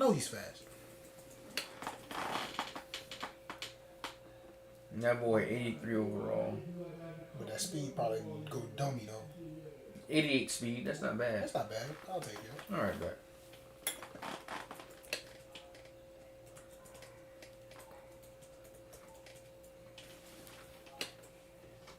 All right, I'm ready for this 3-point shooting, man. I'm trying to get Curry. Facts. Watch who. Lakers, LeBron. So LeBron. Boop, boop, boop, boop. The boy with the Wilson. Jack Portfolio. All right, come on. There's Braun. There's Luka. There's Austin Reaves. So we have Josh Giddey's passing, which is a 90. We have Jokic's passing vision, which is a 98. We could go pass IQ from either LeBron or Jokic. I mean LeBron or Luka. Who got a higher one? I would imagine. Probably I would Luka. imagine Luka has a higher. Yeah, that pass vision 95. The playmaking 93. And LeBron pass vision 85, playmaking 88. Okay, slept on thing to possibly look at. Check me out with Dalton Connect 3 ball. Yeah, it's garbage. It's garbage. You don't get no minutes. But sure, LeBron right. does have a 97 layup though. Huh? LeBron does have a 97 layup. Oh, let's take that. Let's take that layup off. Let's take that layup off, bro. Compare that with Anthony Evers 97 driving dunk. Well, inside the arc minutes, and then we got a decent mid range too. We get a 3 ball. It's over. We cooking the league. Literally, we just created somebody better than Jordan and LeBron combined. All right, Detroit Pistons. Ooh. I think we take Cade Cunningham's passing accuracy here, cause I don't want his 3 ball. Duncan Robinson's a shooter, but I don't want his 3 ball. Jalen Duren, rebounding for Jalen Duren. Rebounding for Jalen Duren is not bad. Go check that out. What is his rebound? What to say? Who else they got for real? Jalen Duren's rebounding is a 97. Let me get that. Oh, damn. Yeah. I didn't even know it was that high. Yep. And that's a 97 for both offensive and defensive. Oh yeah, we're immaculate. All right. The spin wheel is being so nice to us. It is, bro. No, I forget y'all. I'm gonna get his accuracy. Toronto Raptors.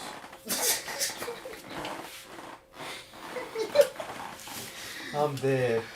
Toronto Raptors. Shoot, we got Scotty. We got Bi. Okay, Scott's a good passer. Yeah, I Scotty. say we lock in that pass accuracy. Pass accuracy on Scotty. Yeah. What is pass act looking like? RJ Barrett ain't bad either though. Okay, never mind. It's a 77. Wait, what RJ Barrett? RJ Barrett what? RJ Barrett pass looking like. I ain't gonna lie, he ain't a bad passer. I just think might be sleeping on it. 79. How do you see that better pass accuracy than Scotty Barnes? Crazy. That's kind of dumb. All right, Bi. What Bi looking like? Shoot, what Bi even have? He probably got his mid range. Probably his biggest thing. We already have that. Yeah. Damn, we might have ran into something with Toronto right here. Yeah. You want to check out We doing strength? strength? Nah. So like whenever you make the character, you could just like 70 for strength. To keep it. What we missing? We're missing 3-pointer. We're missing. We got perimeter defense. Missing 3-pointer. We got layup. We're missing pass accuracy. We're missing vertical, and I think that's like those are like the main ones. Okay. And like standing dunk, but again, that doesn't really matter in 2K. Man, I don't give a fucking about standing dunk. Yeah. Man, just give me whoever got the highest standing dunk up on the Raptors. Yeah. Highest standing dunk. I don't even know who the hell. We could just give what Scotty shit is. You want to do pass accuracy for Scotty? So 77. If our vision is a 95, we gonna get them passes there. Come on. All right. Yeah. We got Jokic playmaking. Yeah, that's true. Pass. Jokic don't be throwing the goddamn bullets. He hand you the ball off and get you 15 assists like that. Water polo type ass motherfucking play. All right. We do need 3-point shooting though. For real. Pelicans. Jordan Poole can shoot threes. Trey Murphy can shoot can shoot that tray ball. Trying to think of 3-point shooters. Cause I don't think we're gonna get Steph. Wait. So what the team is right now? Pelicans. Jordan Poole can shoot threes. Wait, why is our shit still vertical? Our shit still vertical right now? For real? Yeah, I don't know why it's like that. Damn. That's so ass. Anyway, well we deep in now. Yeah. Too deep in now.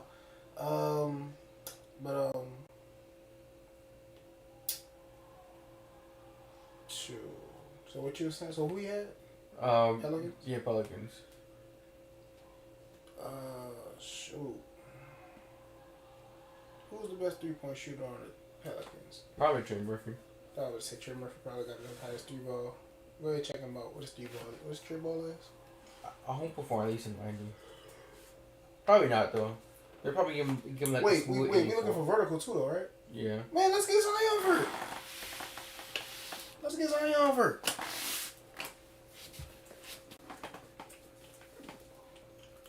We jumping through the gym. Oh my goodness. 97 vertical. You let me get that. My God, boy, we're jumping through the gym. Everybody, do not come down there, boy. Do not come down. Do not jump.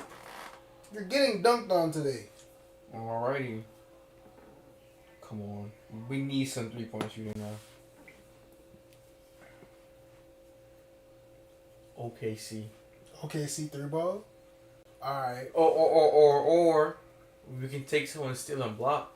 Steal and block. Ooh. Chet Holmgren's block. Chet Holmgren's block. You want to see what that? You want to see what that is? Check out his block, but also check out Caruso's and Lou Dort's steal. But Case and Wallace too though. They got some- Chet's block is a 93. Damn. As Caruso's steal is a 98. Let me get that. Yeah, I need that. I knew Caruso had something. Come on, man. Yeah. Just for shits and giggles, let me see what Case and Wallace steal is. I know that joint high. Probably.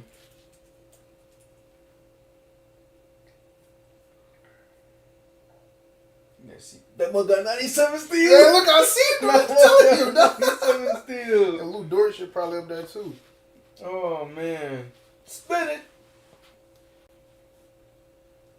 The Milwaukee Bucks. Damn, this is gonna be perfect for Giannis. Damn, we got everything we need as far as. So hold on. We got. Wait, we need this block. We can take this block.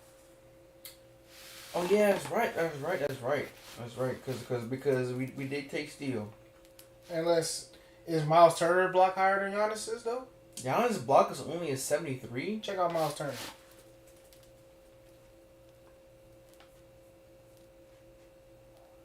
88. Okay. I like that. Yeah.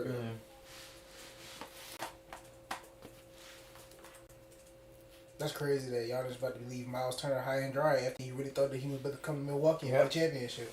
So we really only do need 3-point shooting because we have passing Josh Giddey, driving dunk and pass vision Jokic, interior defense Evan Mobley, ball handler LaMelo, free throw Laurie, perimeter defense Amin Thompson, mid range DeMar DeRozan, speed Jalen Green, layup LeBron, rebounding Jalen Dorman, pass accuracy Scotty Barnes, vertical Zion, steal Caruso, block Miles Turner.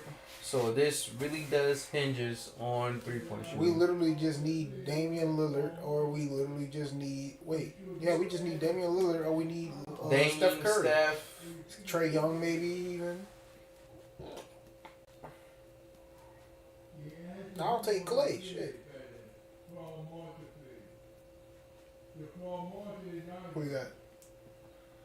I know our 3-ball about to be ass. Who we got? The Memphis Grizzlies. Crazy. Damn. Boy, they ain't got no 3-point shooting on that team, boy. I'm about to do a deep dive on this, dog. Somebody got a tray ball on that team, boy. Somebody got a tray What's ball. that man name? Jaren Jackson might be our best bet. Jalen Wells. Hold on. Oh Jalen Wells, he's a 3-point shooter. Cam Spencer. Please tell me you got a tray ball. He got 78 3-point. Who? Jalen Wells. What about Ty Jerome? Oh, man. Dang. Wait. Contavious Caldwell Pope. Stop playing. Yeah, hold on. Ty Jerome got an 86 3-pointer. That's not bad, but check out KCP. Hey, we might be in that for real. There ain't no way Ty Jerome shit higher than KCP. KCP Probably is a 90. 80.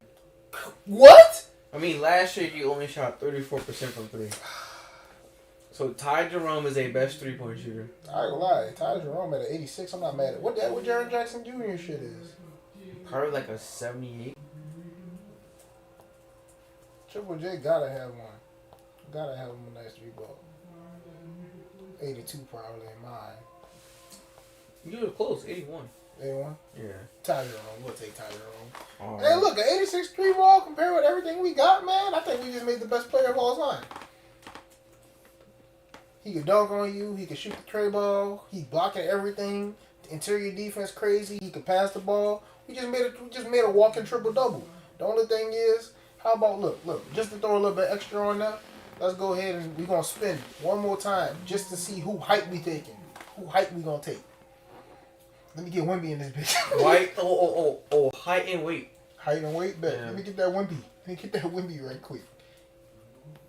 Indiana Pacers. Indiana Pacers. I mean, Build a up 6'5", do-it-all point guard. Shit, boy. 6'5" height from Tyrese. I don't even. Or I think Let's make him a big guard. I say we go ahead and take us. what's his name? Aaron Neesmith got a 6'7" height. 6'7".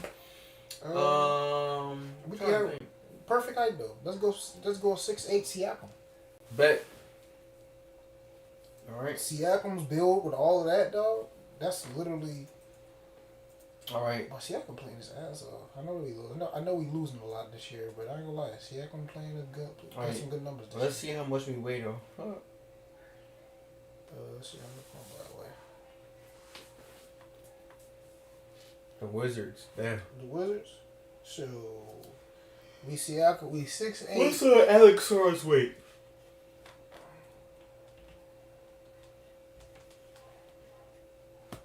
Alexar weighs 205 pounds. That's perfect. All right, bet. All right, so A 6'8", 205 pound do it all demigod. He can do it everything. The only thing that will make us so overpowered is if we were 7 foot something. yeah, so I'm gonna share this with you. And you can put this dude in 2K. I'm gonna go put bro. I'm gonna tell you what I'm gonna do. Make his badges like silver. That way it's not like too crazy. Hey, check it out. So I got a little idea. Now I don't know if we're gonna put this on the channel or not. I might try to go ahead and do this. I might. We'll see. Maybe in the future or whatever like that. But I will do this for my personal enjoyment. I'm not gonna lie to you. Spend one last time. I'm gonna make this player and I'm gonna put him on a team and then I'm gonna sim it. And I want to see what's gonna happen with that team if they're gonna win. Yeah, I like that. Let's see. Go ahead and put all of the teams back right quick. Put all of the teams back right quick and then sim it and then put him and I'm gonna put him on one team. I'm putting him on an overpowered ass team though. I was thinking about like just throwing bro in the Wizards and see how he changed that bit around. Mm-hmm.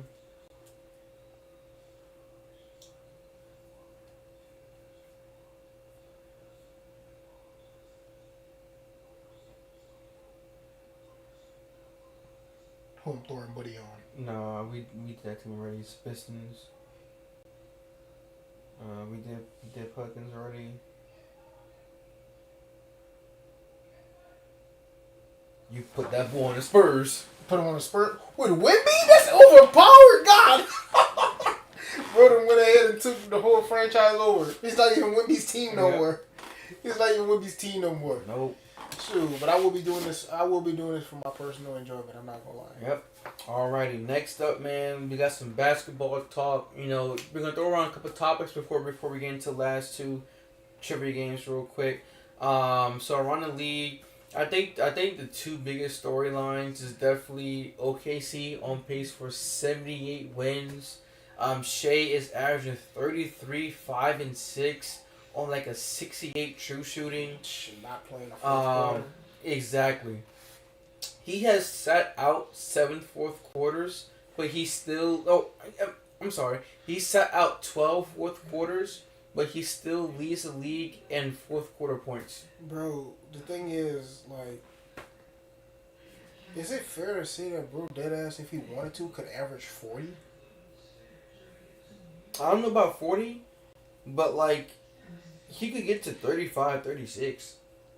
I feel like bro could average 40. Think about it. If he averaging how much right now? 33. 33 right now. So think about it like this. If we could just if Shea just goes down the court and just hits 3 more mid-range shots per game, which I mean, I ain't lying. You see, my thought process is that in 2019, James Harden averaged 36 points per game. He shot 13 threes per game, and he got to the free throw line 10 times a night. If James Harden shooting double-digit and three-point attempts, getting to the foul line over 10 times, and he still averaged 36, no guy in NBA history is averaging 40. I mean, if Shea go ahead and become a 3-point shooter for real, I mean... Yeah. I mean, that's the thing, though. He's shooting 44% from 3, which is elite, but he's taking 5 a game, which is still great volume. But, like, in my opinion, if you want to average 40, you got to get up to 14 attempts. But he's not that type of dude, though. Right. I'm not going to watch a game and be like, I'm expecting Shea to take 14. I would expect that from Luka, from Steph. When Dane gets healthy, I would definitely expect it from Dane, but not from Shea. Oh yeah. But I'm just saying, like, imagine if Shea had a better 3-ball, he would be dangerous. Yeah. Shit, but that's a lot of players that you could just add one element to their game and they'd be dangerous. Like that OKC team, they went 18-1 without J-Dub. Dog, that's the scary thing about those dudes, bro. Mm-hmm. They're so great. They're 23-1 right now. They're 23-1 right now, and it's like. No one can stop them. They can't.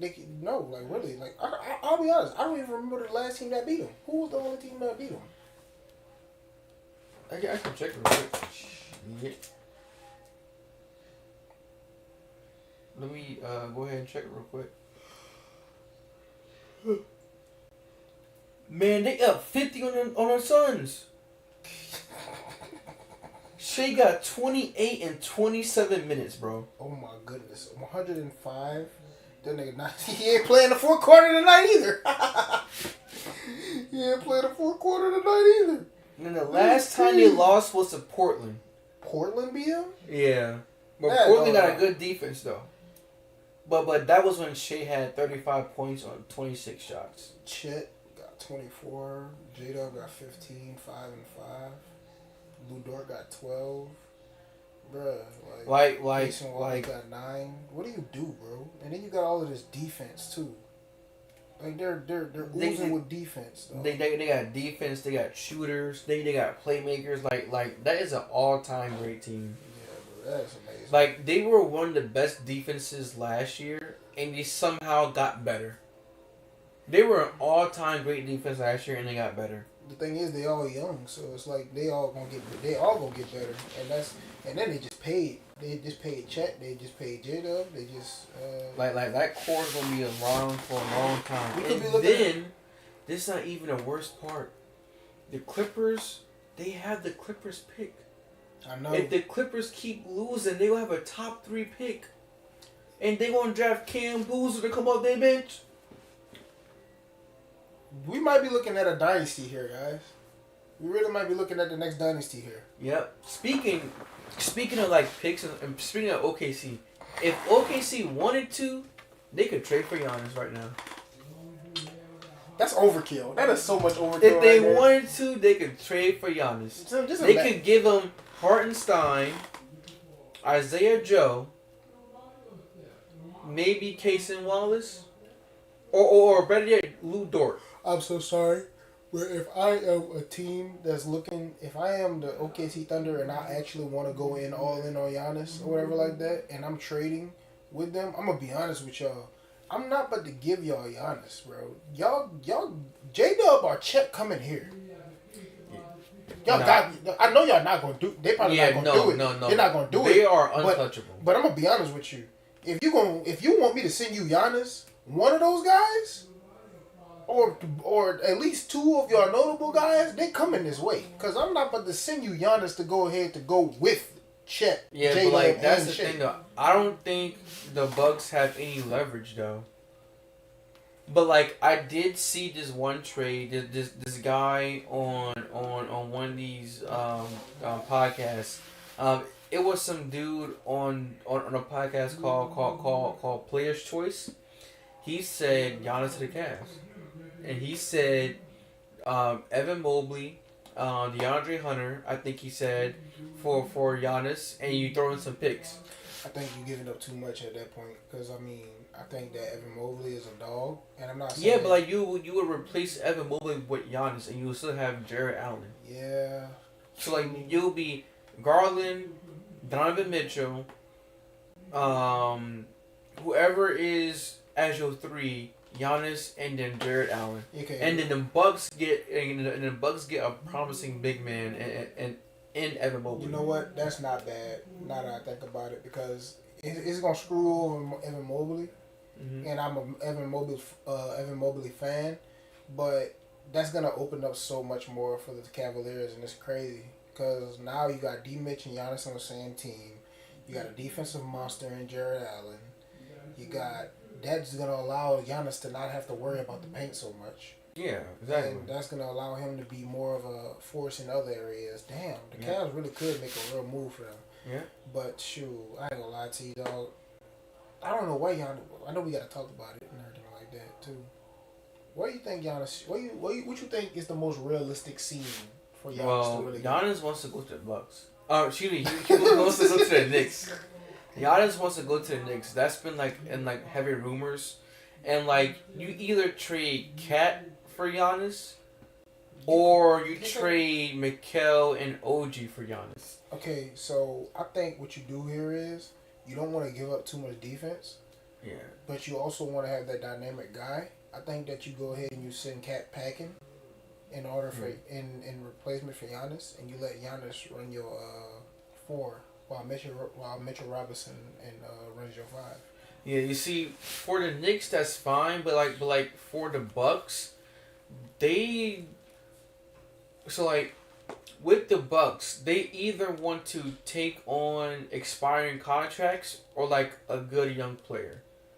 I don't see them wanting to take back Cat, because then you're just going to move Cat again in the offseason. Because Cat is not going to be a Buck for long term.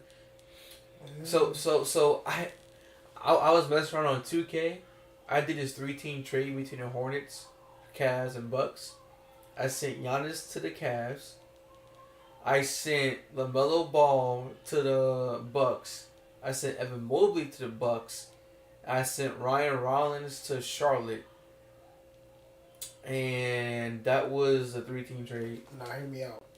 I told somebody this. I like the way that you think, because I told somebody that the Bucks situation is not completely unfixable. Mm-hmm. Don't get me wrong. I don't think Giannis has to leave, but I think that LaMelo Ball would be of very much use to the Bucks if they were somehow able to get him on that team. No, I don't know. I think you're sacrificing defense a lot. They have no defense anyway. Yeah, I'm saying you're going straight offense, but I feel like maybe if you build like with defensive players around those two guys, and Giannis is a defender himself, so maybe it's fixable, but it is gonna take some time because LaMelo Ball ain't just about to catapult them into title contention. Yeah, you see, the problem with Giannis is that again he's a top 4 player in the league, top 4, top 3, whatever. He is in the top tier of players in the NBA, but he's not the most portable superstar. Oh yeah.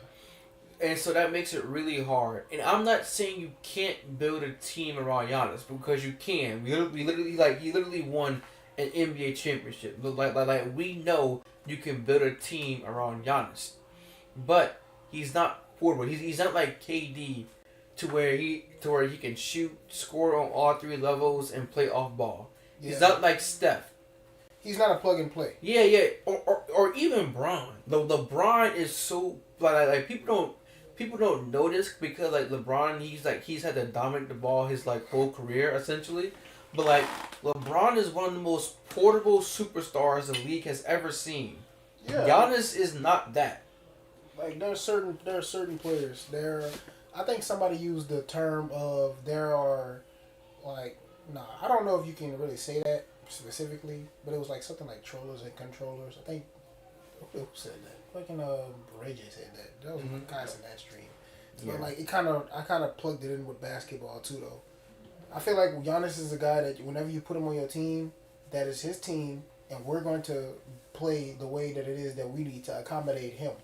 Yeah. Or whatever like that. He is a dominant scorer in the force on the offensive end, so that means that we're going to need guys that can shoot that rock whenever he needs to kick it out because he needs help, and we're going to need guys that's going to be able to defend and whatnot like that, and not have to, make Giannis exert so much energy on the defensive end as well. Yeah. And, but like with players with LeBron who are playmakers and everything like that, it's a plug and play situation. LeBron could go to any team and play on any team. Stephen Curry can go play on any team. I believe so. Like, you still going to have to change your system around for Curry because he's the greatest shooter of all time, but everybody needs shooting. Yeah. So it's gonna be hard to really trade for Giannis in that act because like we just said, he's not the most portable guy. In the league. He's so ball dominant, but Jalen Brunson is also so ball dominant. Yeah, exactly. Like him going to Knicks would definitely be like a weird fit. I mean, like, if Dame and Giannis didn't work out, I don't think Brunson and Giannis will work out either. I mean, I'm gonna put it like this. I think that Dame and Giannis could have worked out possibly, but I think that the organization kind of gave up on that a little bit too easy. Well, I mean, Dame towards Achilles. Well, yeah, true. And he is an aging superstar, so I understand where their move was with that. But, it's not like Giannis wasn't willing to go ahead and, accept the like, let's be honest. Giannis said when Dame got there, he was like, Dame, this is your team. This is your team. And I respect that. You know what I'm saying? But Giannis, you know damn well this is your goddamn team. This ain't no damn Dame team. This is your team. Mm-hmm. You won a championship with this team already. You want to make it back to winning the championship. You want Dame to feel comfortable and everything like that. And I understand. He probably do the same thing with Brunson. I came here. This is your team. Or whatever like that. But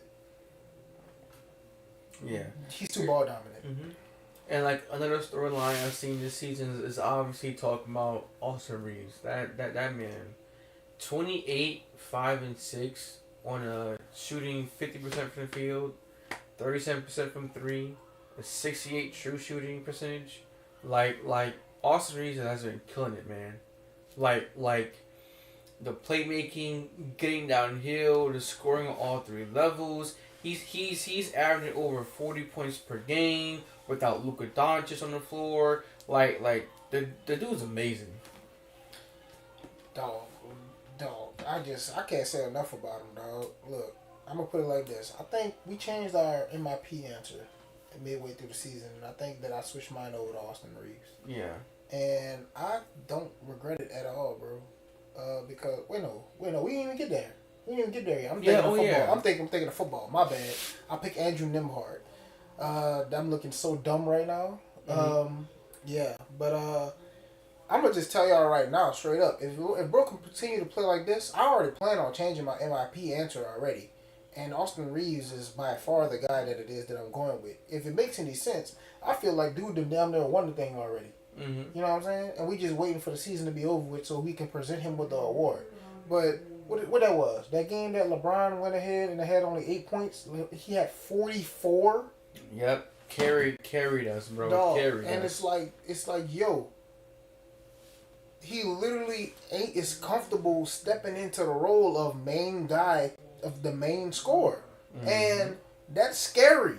That is very scary because you got Luka Doncic, who you know is the guy. You got LeBron James, who, not gonna lie to you, that mug scared me. I'm gonna put this out here like this. LeBron James, I love you as a player. You are my favorite player of all time. But LeBron, and I'm not mad, but I will say this. Never in my life would I ever imagine that LeBron James would sell my parlay. LeBron James sold my parlay on points.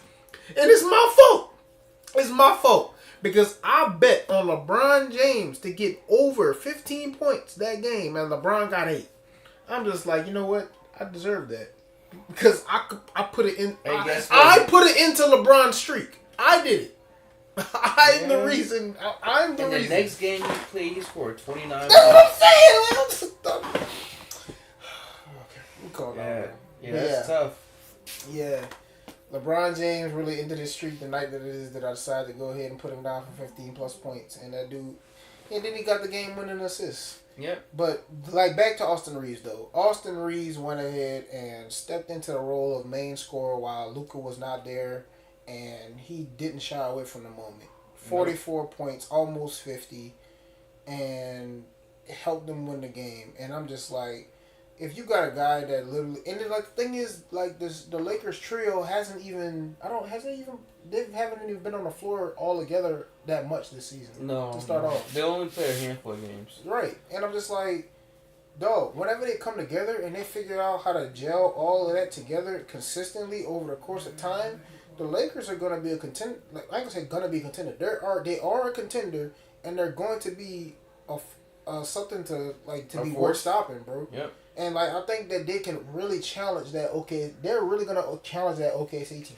I don't know all that, man. Their defense is just too good. I think their defense is amazing, but I think that whenever you go ahead and you put LeBron, Austin Reaves, and Luka on the floor together, I think that they can really go ahead and challenge that defense really well. We're going to see, but they're on pace to have the best defense of all time. I do like the fact that he's a Lakers fan, and he is over here saying that he don't know if that Lakers team can really challenge that OKC team. Yeah. And the Lakers are right behind OKC right now in seeding. They're number 2. Yep. What do you, man? You want to get into this Keep 3 Cut 5? We got this Keep 3 Cut 5, and we picked our own categories. I'm going to go first. Bet. You know what I'm saying? Since you went first, put the blind ranking. You know what I'm saying? So here we go. Keep 3, cut 5. NBA Role Player Edition. Ah, that's crazy. You ready? Hey, let's get it. First name up. A champion. Derek White. Keep 3, cut 5. Derek White, Role Player Edition. Derek White is not one of the greatest role players of all time, but he is a great current role player. One of the greatest. He's probably the greatest. He can make an argument for greatest role player right now. Damn, that's tough. That's a hard one to start off with. And I want to keep him so bad, yeah. I want to keep him so bad. And I do acknowledge the fact that he is picking up his game a little bit because of JT being out right now. Yeah. So, shit. I'm going to cut him. That's a tough one. Man, I mean, gonna cut Derek White, man. That's a tough one. But hey, 5-time NBA champion Derek Fisher, Mr. Big Shot. Fisher? Derek Fisher. 5-time champion with the Lakers. Prime? Derek Fisher? Or are we just like... Yeah. Derek Fisher. You know what? 5-time champion. Any guy that can go ahead and play alongside Kobe and not piss him off enough to help him win championships, he could play on the team. But I'm gonna cut him. You can cut him? Alright, bet. I can't keep him. Oh, I'm sorry. I can't cut. I gave the wrong nickname to the wrong guy. This is Mr. Big Shot. 7-time NBA champion Robert Horry. Robert Horry. I already knew that. Let me get Robert Horry. I'm taking him. Robert Horry? I'm keeping Robert Horry. That's a no-brainer for me. Alright. This is one of your guys. This is one of your favorite players. Andrew Nembhard. I ain't gonna lie to you. He ain't did enough yet. I'm gonna cut him. You gonna cut him? He ain't did enough yet. You got 3 cuts, man. Bet. Now, this is a guy played a really long time, really good NBA career. Mr. 3-and-D, Robert Covington. You see, whenever you got role players, it's like you're kind of waiting for that next name to pop up that's really gonna blow you out of water. And so far, Robert Horry was that guy for me already. So, Robert Covington, I just don't feel like he made. He was a great role player, but I'd rather have Jay Crowder than him. Man, you know what? No, that's kind of crazy. Yeah, that's kind of crazy. That's kind of crazy. I'm gonna cut. You gonna cut him? I'm gonna cut him. All right, that's your 4th cut. I'm kind of mad that I cut D White now. Now, this dude never missed from the mid-range. Sean Livingston, 3-time NBA champion. He's a plug-and-play guy. I love Sean Livingston. Give me him. All right, bet. He was so underrated for that Warriors run. I'm not gonna lie. He was. Speaking of which, his teammate, Mr. Swiss Army Knife, Andre Iguodala. Andre Iguodala. Ooh, I might have to keep him too. Pointing to the death beams pointing at Earth. I want Iguodala. That was a Finals MVP. I need that. Let me get that. All right. I need that. So, you cut Derek White. He's an NBA champion. You know, it's all right. I respect it. You cut the 5-time champ Derek Fisher. You kept 7-time NBA champion Robert Horry. 100%. You cut your own guy, Andrew Nembhard. Your favorite player. Yeah, we did enough. Not my favorite player now. You cut Robert Covington. You kept Sean Livingston and Andre Iguodala. Respect to those guys. Both of them are 3-time NBA champions. Andre Iguodala was a Finals MVP, like you said. And you cut Danny Green. I'm not mad about that. But Danny Green, you pissed me off at Miami. That whenever you was with the Spurs, bro. I'm not gonna lie, you was kids will hear about 2013. Danny Green. Was having nightmares about 2013 Danny Green whenever that series was going on, dog. I'm so serious, bro. Danny Green was giving me nightmares. That boy was crazy. last but not least, hold on. You're keep 3 cup. See, look, I started having nightmares again. Like, bro, I'm telling, dog. I promise you, dude. When I'm sitting there watching Miami trying to take down the Spurs, and every time I see them dudes go up court, Danny Green in the corner, splash, splash, splash. I'm like, stop this dude. Oh man. So what's your keep 3 cut 5? All right, keep 3 cut 5. All-time NBA point guards. All right, bet. All right, so we gonna start it all right. Mm-hmm. Russell Westbrook. Cut it. Damn! that was fast. Prime version. Yeah, I know. I'm sorry. That was kind of fast. Respect to Mr. Triple Double, but cut respectfully. Prime Russell Westbrook. Cut respectfully. Damn, Mr. 2020 and 20. Yeah. That's crazy. I ain't gonna lie. We got some good names. All right. Next on the list. Better than Stockton though. Huh? All these users is better than John Stockton. That's crazy. Next on the list, Chris Paul. Oh man, that's crazy because the Clippers just cut him. No, you dirty for that. That's dirty. That's exactly why I put him on dirty for that. Because exactly the Clippers cut Chris Paul. That's exactly you dirty. You dead dirty for that. That's exactly why I put him on the list. No, you wrong for that. Okay, That's hold on. exactly why I put him on the list. It's Magic. It's Steph. Prime versions, remember? Yeah. Oh, you wrong for that. You wrong for that. You know what? I'm gonna keep him just for that because you dead dirty for that. Yeah. You dead dirty for that. Yeah. Man, you. Now, granted, we probably haven't seen his prime yet fully. Mm-hmm. Luka Doncic.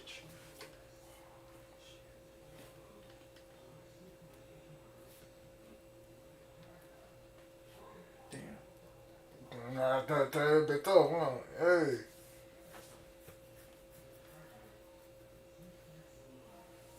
You can have Shea on here. There's so many great point guards in the history of the game, bro. I should cut CP3. Bro, it's gonna be just like them. That's crazy. That's crazy. But I had It's to gonna keep be like CP3. I had to keep CP3. Point guard. You don't get the point. You don't get the name the point guard for no reason. Yeah.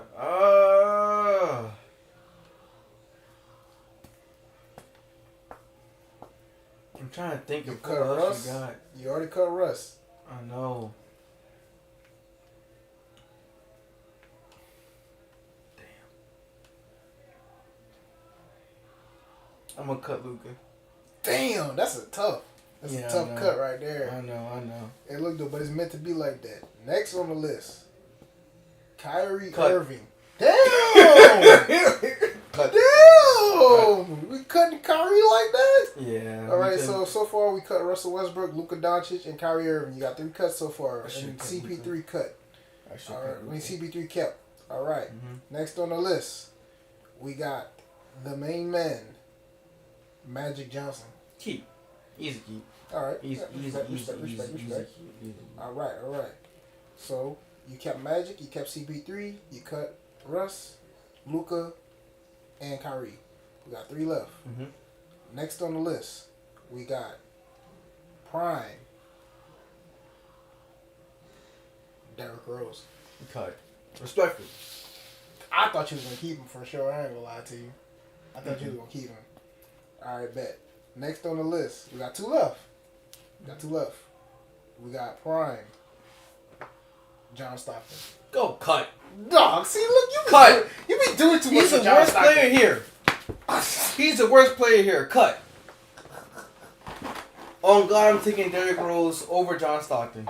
On God. I put John Stockton in here specifically because I knew how he felt about John Stockton. He's the worst player here. On God. Dog, 15,000 plus assists and I don't give 3,000 a damn. steals, bro. I don't give a damn. 3,000 We are steals, cutting bro. John Stockton. 15 plus thousand assists and 3,000 steals, bro. No, hell no. Oh my God, Overrated. bro. Overrated. Overrated? Overrated. Bro, Overrated. John Stockton is literally Is the he even lead- top 10? No, he's not. Overrated. 15,000 assists. I don't care. 3,000 steals. I don't care. Yes, defense and I offense. legitimately don't care. He's terrible, actually. Bro is not putting enough respect on Johnson. I will never. Bro, he's not putting enough. I will never. He's not putting enough respect on Johnson. I will never. I'm not gonna lie to you, but that was the right decision in my opinion because the last person is Stephen Curry. Yeah, exactly. Yeah. Exactly. I'm not mad at your keep. You kept Stephen Curry, you kept CP3, and you kept Magic Johnson. Me personally, I ain't gonna lie to you. I would have kept Stephen, Derek, and Russ. Mm-hmm. You know I lied. Magic. I would have kept Magic. But I ain't gonna lie. The CP3 one was very sentimental, so I knew that I was gonna get him with that one. Yeah. He didn't want to do CP like how the Clippers did him. I ain't gonna lie. Shoot. Yeah. We ain't even really talk about that for real though. But like, shoot, how y'all feel about in the comments about that, dog? CP3 getting done dirty by the Clippers like that. I'm not gonna lie to you. Did you see that leaked video that came out? Now there ain't no specific timeline of when that video came out, but that was a leaked video that came out from a Clippers practice afterwards. And judging by the way that you looked at me just now, I don't think that you seen it. Oh, with the CP3 and whatnot. Mm-hmm. What Ty Lue said? Yeah. Fuck a CP. Yeah. Yeah. I seen that. I ain't gonna lie to you, that shit was crazy. I don't know, like I said, there ain't no timeline or whatever that is that it came out, so you can't really say that he said that after or whatever like that. But I ain't gonna lie to you, that just let you know that the people that really be around you, that be recording and shit like that, boy, them people really stinks for real. Mm-hmm. Let me step out real quick. Won't be long, Jack. Bet.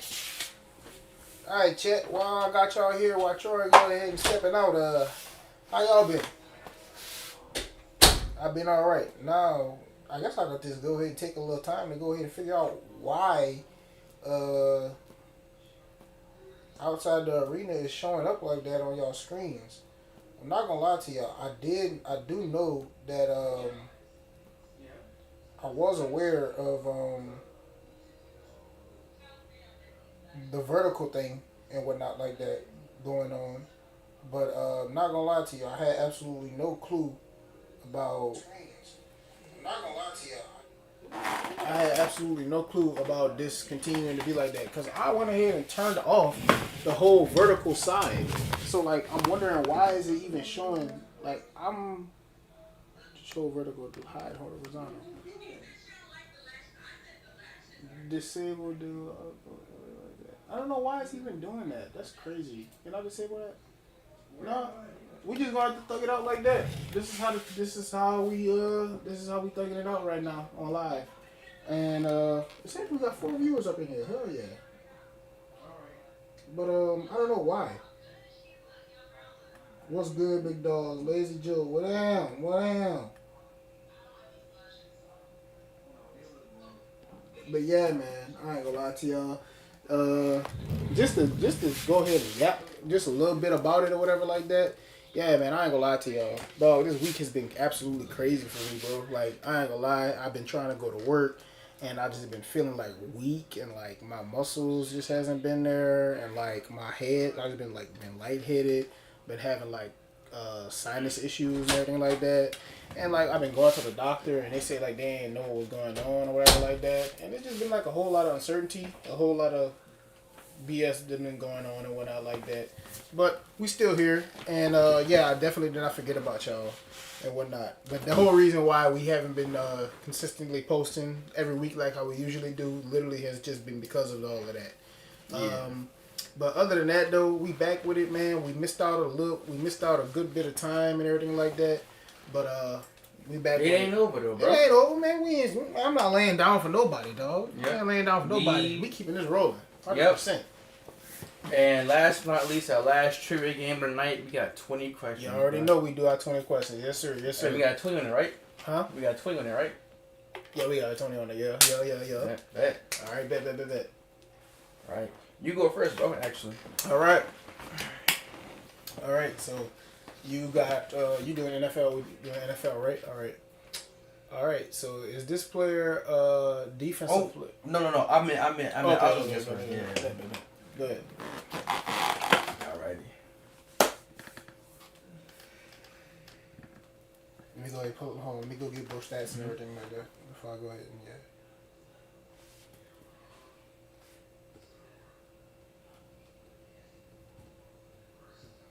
All right, let's get it. Is this player offensive or defensive? This player is defensive. A defensive player. All right, bet. Is this player current or retired? Make sure that he's. My man's is retired. Retired? All right, bet. What year did he retire? He retired the year 2015. Okay. Fairly. Dang, that was going on 11 years ago. I feel old. What year was he drafted? 2009. 2009. So that's 4 questions. What position did he play? He was a defensive tackle. A D tackle. 09 to 2015? That's a short prime. That's a short career.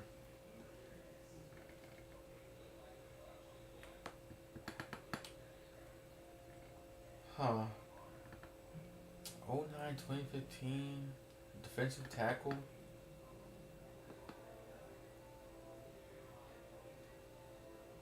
The Namdekan Su? Nah. No. He was an edge rusher, wasn't he?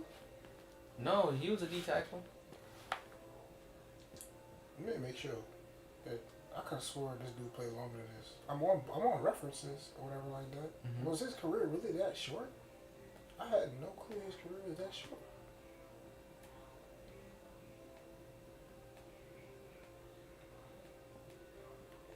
Wow, he really had such a short career. Was this dude a Pro Bowler? Yeah. Pro Bowler. We had 6 questions. Did he play on one team his 6 or 7 years he was in the league? Yeah, he did. We had 7. What round was he drafted? Let's see. He was drafted.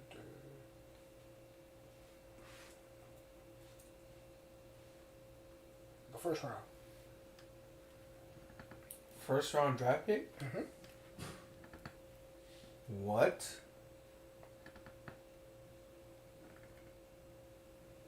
One team. Mm-hmm. Did he play in the AFC or NFC? NFC. NFC. Okay. Oh, we had 9 questions. Yeah. Yeah.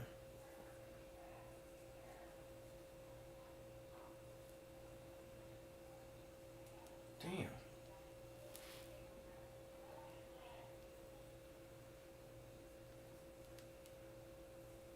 Who was in that draft class, bro?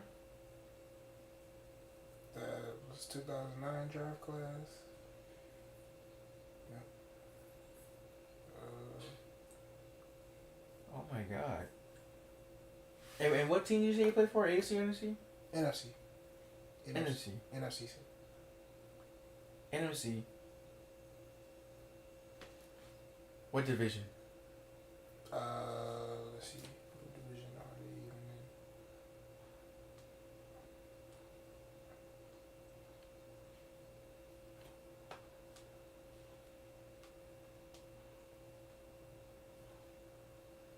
in? North. The NFC North? Yeah. Talk about Bears, Packers? Yeah. Bears, Packers, Lions, and Vikings. Oh, this is BJ Raji. Damn, that ain't got that out here. That's BJ Raji. Yeah, this is BJ Raji. I didn't know he played that short of a career. Yeah. But I wanted to say it, but I wasn't trying to give it away. I was about to say he had a short career, but he was nice though. Yeah. Okay. Yeah. I That's remember crazy. him. I guess that was too easy. Yeah, he had what what was that, a sack or pick six He had a on pick the six on the Bears? On the Bears, yeah. Yeah, I remember that. I watched that game. Yeah, I remember that. Yeah, that's BJ Raji. Yeah, that's man. I was about to go Vince Wilfork, I ain't gonna lie. Boy, I was so stumped. I was stumped until you said until I had asked what division was. I was like, oh, Packers defensive tackle. ready. That's when I was just like, that's when I got scared. I was like, ooh, I ain't gonna lie, this might give it away right here. Too. But that's why I threw in the Lions and the Vikings too. I was like, shit, let me see if I can go ahead and misdirect them to these teams. Yeah, okay. You might get my guy fairly quick too. I'm not gonna lie to you. Alrighty. So you can ask away. Alright, bet. Is this an offensive or is this a defensive player? Offensive. Offensive player? Bet, Yep. bet. Alright, is this a skill position player? Yeah. Alright. So QB. Yes. Alright. Was he a starter? Yes. Alright. What year was he drafted? 05. 05? What year did he retire? 2014. 2014? Yeah. 2014. Luke McCown. No. Well, I'm sure he wasn't a starter. I just... 2014 was the year that he retired. Mm-hmm.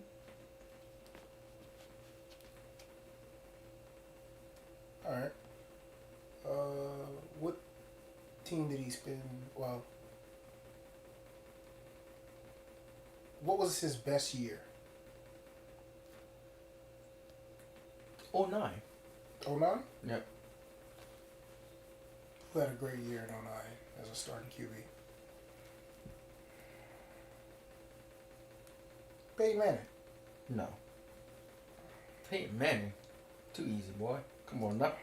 Let's see. What division did he primarily play his entire career in? Or how many teams did he play for? I'm going to change my question. How many teams did he play for? 5. 5 teams? Yeah, that's 10 questions. 5 teams? Jeez. 09 was his best year? Yep. And he was drafted in 05. Yep. 5 teams. What team did he primarily... Well, what conference did he spend most of his time in?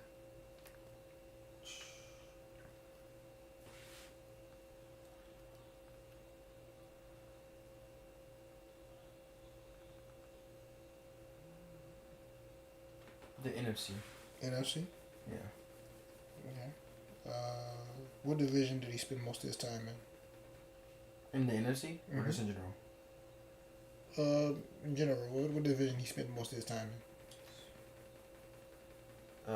The NFC North. So. NFC North, so that's the Packers, Bears, Lions, and Vikings. Yep. You're at 12 questions. Okay. So 5 teams. So that gets rid of Matthew Stafford.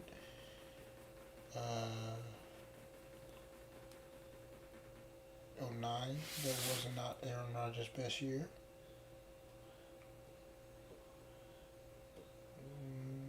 For 05, is this Jay Cutler? No.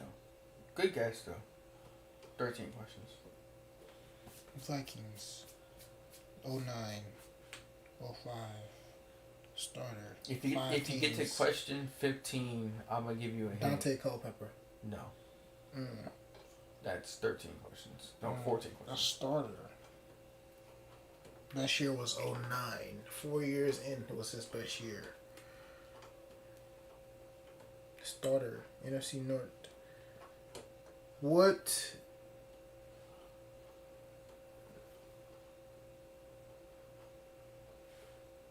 Has he ever won a Super Bowl? No. You're at 15 questions. Do you want a hint? Sure, why not? Him and Jay Cutler played for 2 same teams. Not at the same time, but they played for the 2 same teams. So this gotta be Mark Sanchez. Nope. 16 questions. Jay Cutler. Well, maybe Lord, they played for 2 same teams. I don't want to confuse them more. Okay, they played for 2 same teams. Okay, cool.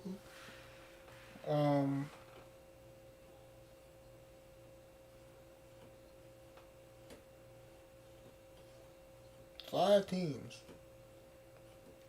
5 teams in a span of, you said 2005 all the way to 2015?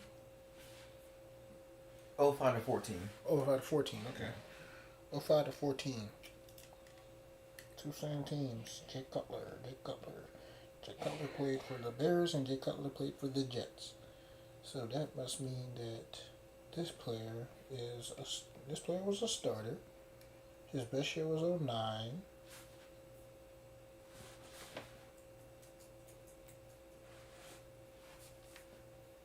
A starter.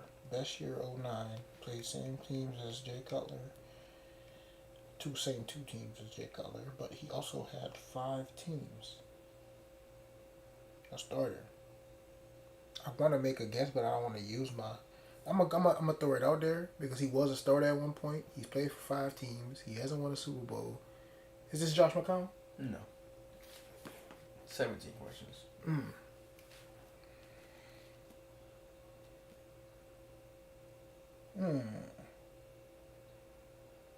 Jay Cutler was on the Bears and the Jets. So I'm trying to think. 05. Who's drafted in 05? The Bears starter was on the Jets and also was.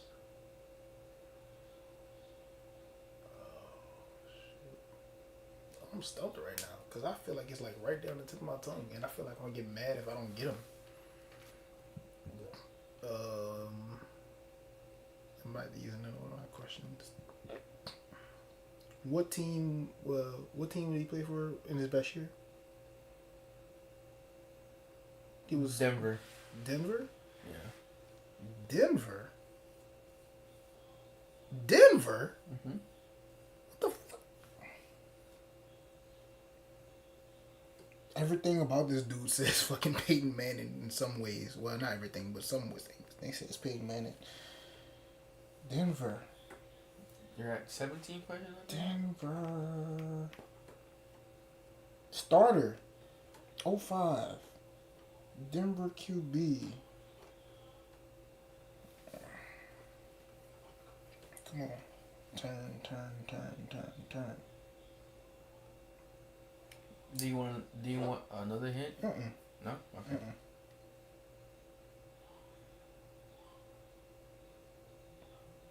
I know it's there. It's there. I just gotta think. What team did he retire with? Buffalo. Buffalo? Yeah. That's 18 questions. When I say his name, you can be mad. You said 18 questions? Mm-hmm. Best year was 09. 5 teams. Retired with Buffalo Bills in 2014. Did he Fitzmagic? No. He paid for more teams than that. It ain't Mark Sanchez. We established that. Taj in 2014, 05. No, it wasn't him. No. You said the best year. But repeat that 2009, he was playing for the Broncos at that point in time? It was his best year? Yeah. 2009. Who was good in 2009? Who was a star for the Broncos in 2009? Dog, that's crazy because, like, I'm trying to think of everything other than Drew Brees. Because, like, 2009 for me was literally, like, the Saints year, but, like, I was so focused on the Saints that I really did not give a fuck about nobody else.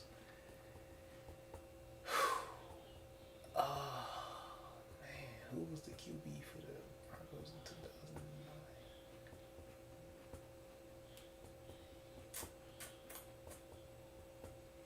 This dude was...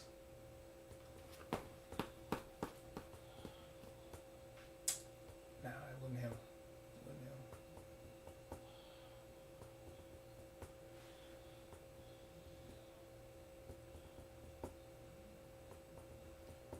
Retired with the Bills, you said. Mm-hmm.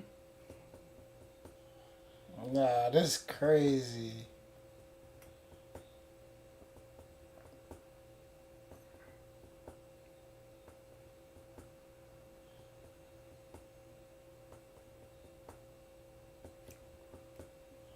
What are the other two teams that he played for? Other than the Broncos, the Bills, and the Jets, and the Bears. But Dallas and the Chiefs. Dallas and Chiefs. Yeah. Dallas and Chiefs. I think it was 19 questions.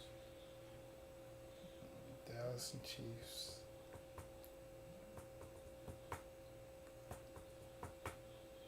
No, not him.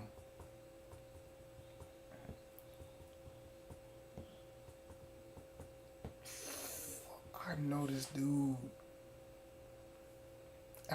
dude. Oh my God, it's on the tip of my tongue. I know this dude. Yeah, you do. Bro. Oh, what his name is. Oh, bro. I know this dude. Dallas, Chiefs, Bears, Jets, Bills. You sure you don't want no more hints? Shoot. Yeah, I'll take one if you're willing to give it. Jay Cutler never played for the Jets. Cap. Nope. That was Mark Sanchez, wasn't it? That number 6 threw me off.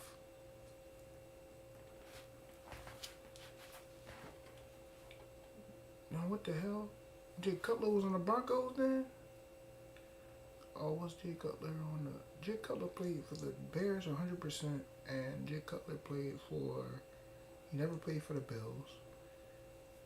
He never played for... He never played for the Bills. He never played for the Jets. Jay Cutler never played for Dallas. And Jay Cutler never played for the Chiefs. So that means that the other team must have been the Broncos. So Jay Cutler was on the Broncos. Then never knew he was on the Broncos. If Jay Cutler was on the Broncos and on the Bears, then that means that the other guy must be...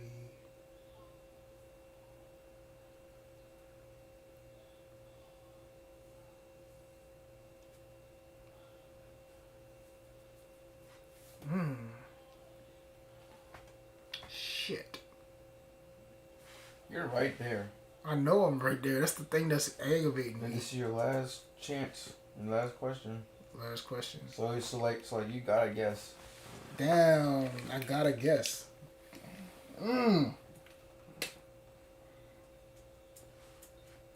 Jay Cutler. Broncos and Bears. Broncos and Bears. Broncos and Bears. Broncos and Bears.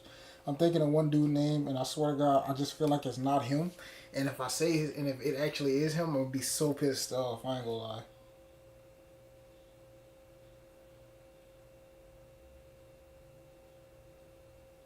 Bills. Retired with the Bills. 2014.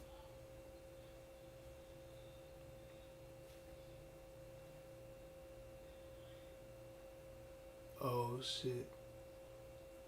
Is it him? Is it him? He did start at one point, but it's a shot in the dark right here. I got two people on my mind that it could legitimately be, and I don't know which one to pick. Oh, damn! Two people You fit better this go mold. game any money more, man. Man, two people fit this mold, bruh. Two people fit this mold right here, and it might not even be either one of them.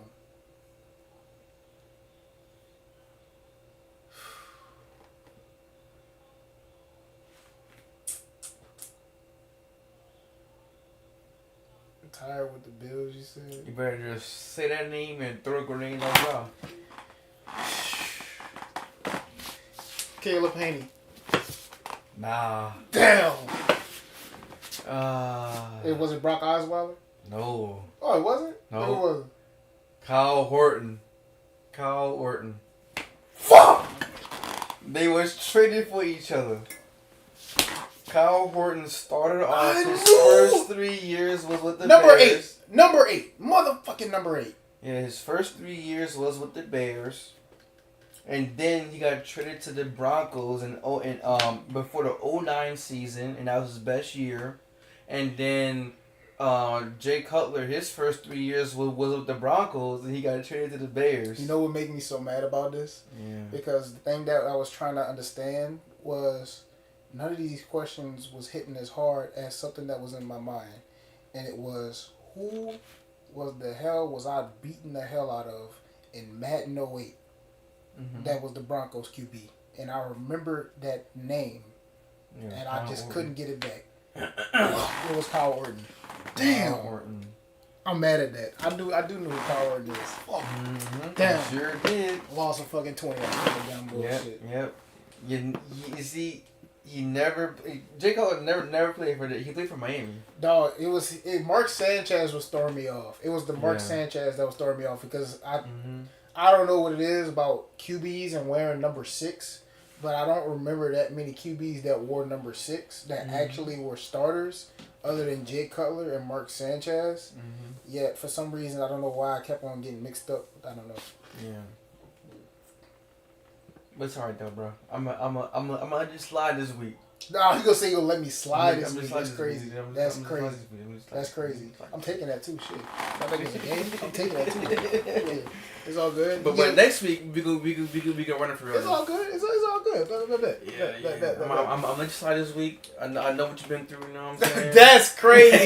Not out of pity. Nah, that's diabolical. That's diabolical. He trying to reverse psychology me and send him to 20. Hell yeah, I've been through a lot, nigga. I'm not gonna. Oh man, y'all just don't know what I've been through this week. Boy, I ain't gonna lie to y'all, man. I ain't gonna lie. Shit, I'm still going through it low key right now, but I'm still smiling through it all, man. God is good, 100%, all of the time. Hey, look though, man. I appreciate everybody. We appreciate everybody for tuning into the channel, man. I don't know what the hell this whole vertical screen situation was going on with. I didn't even know that was going on the entire time. Only reason why it was like that is because, and y'all don't see a topic, is only because of the fact of that's how I go ahead and like make our clips and stuff like that. And usually I have like a topic followed by like a face or whatever like that. Y'all go look at the clips. It's on the YouTube channel. Make sure y'all follow, y'all like and subscribe.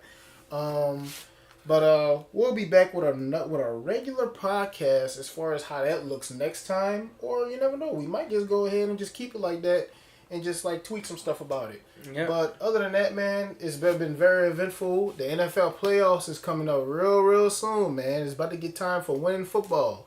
Yep. And then after that, we just gonna be strictly basketball, bro. And then, shoot, well, I ain't gonna say after the playoffs, after we get a Super Bowl winner, that's whenever we gonna be like strictly basketball. But y'all go ahead and let us know what y'all like predictions as far as who's gonna win a Super Bowl is, and all of that good stuff. Who's been great, who's disappointing. Do you think the Chiefs still got what it takes to go ahead and make a comeback? No. Right now they're 6-7, but they're not out of it 100%. I think they are. They're not out of it 100%. They are technically, but it's not looking too hot for Patty Mahomes. Nope. At all. Not at all. Let us know what y'all predictions is on the NBA as well. Who y'all think gonna make the finals? Early finals predictions. Who's looking like favorites? Obviously, OKC looks unbeatable right now. Yeah, that's true. I'm not gonna lie to y'all. Miami got it.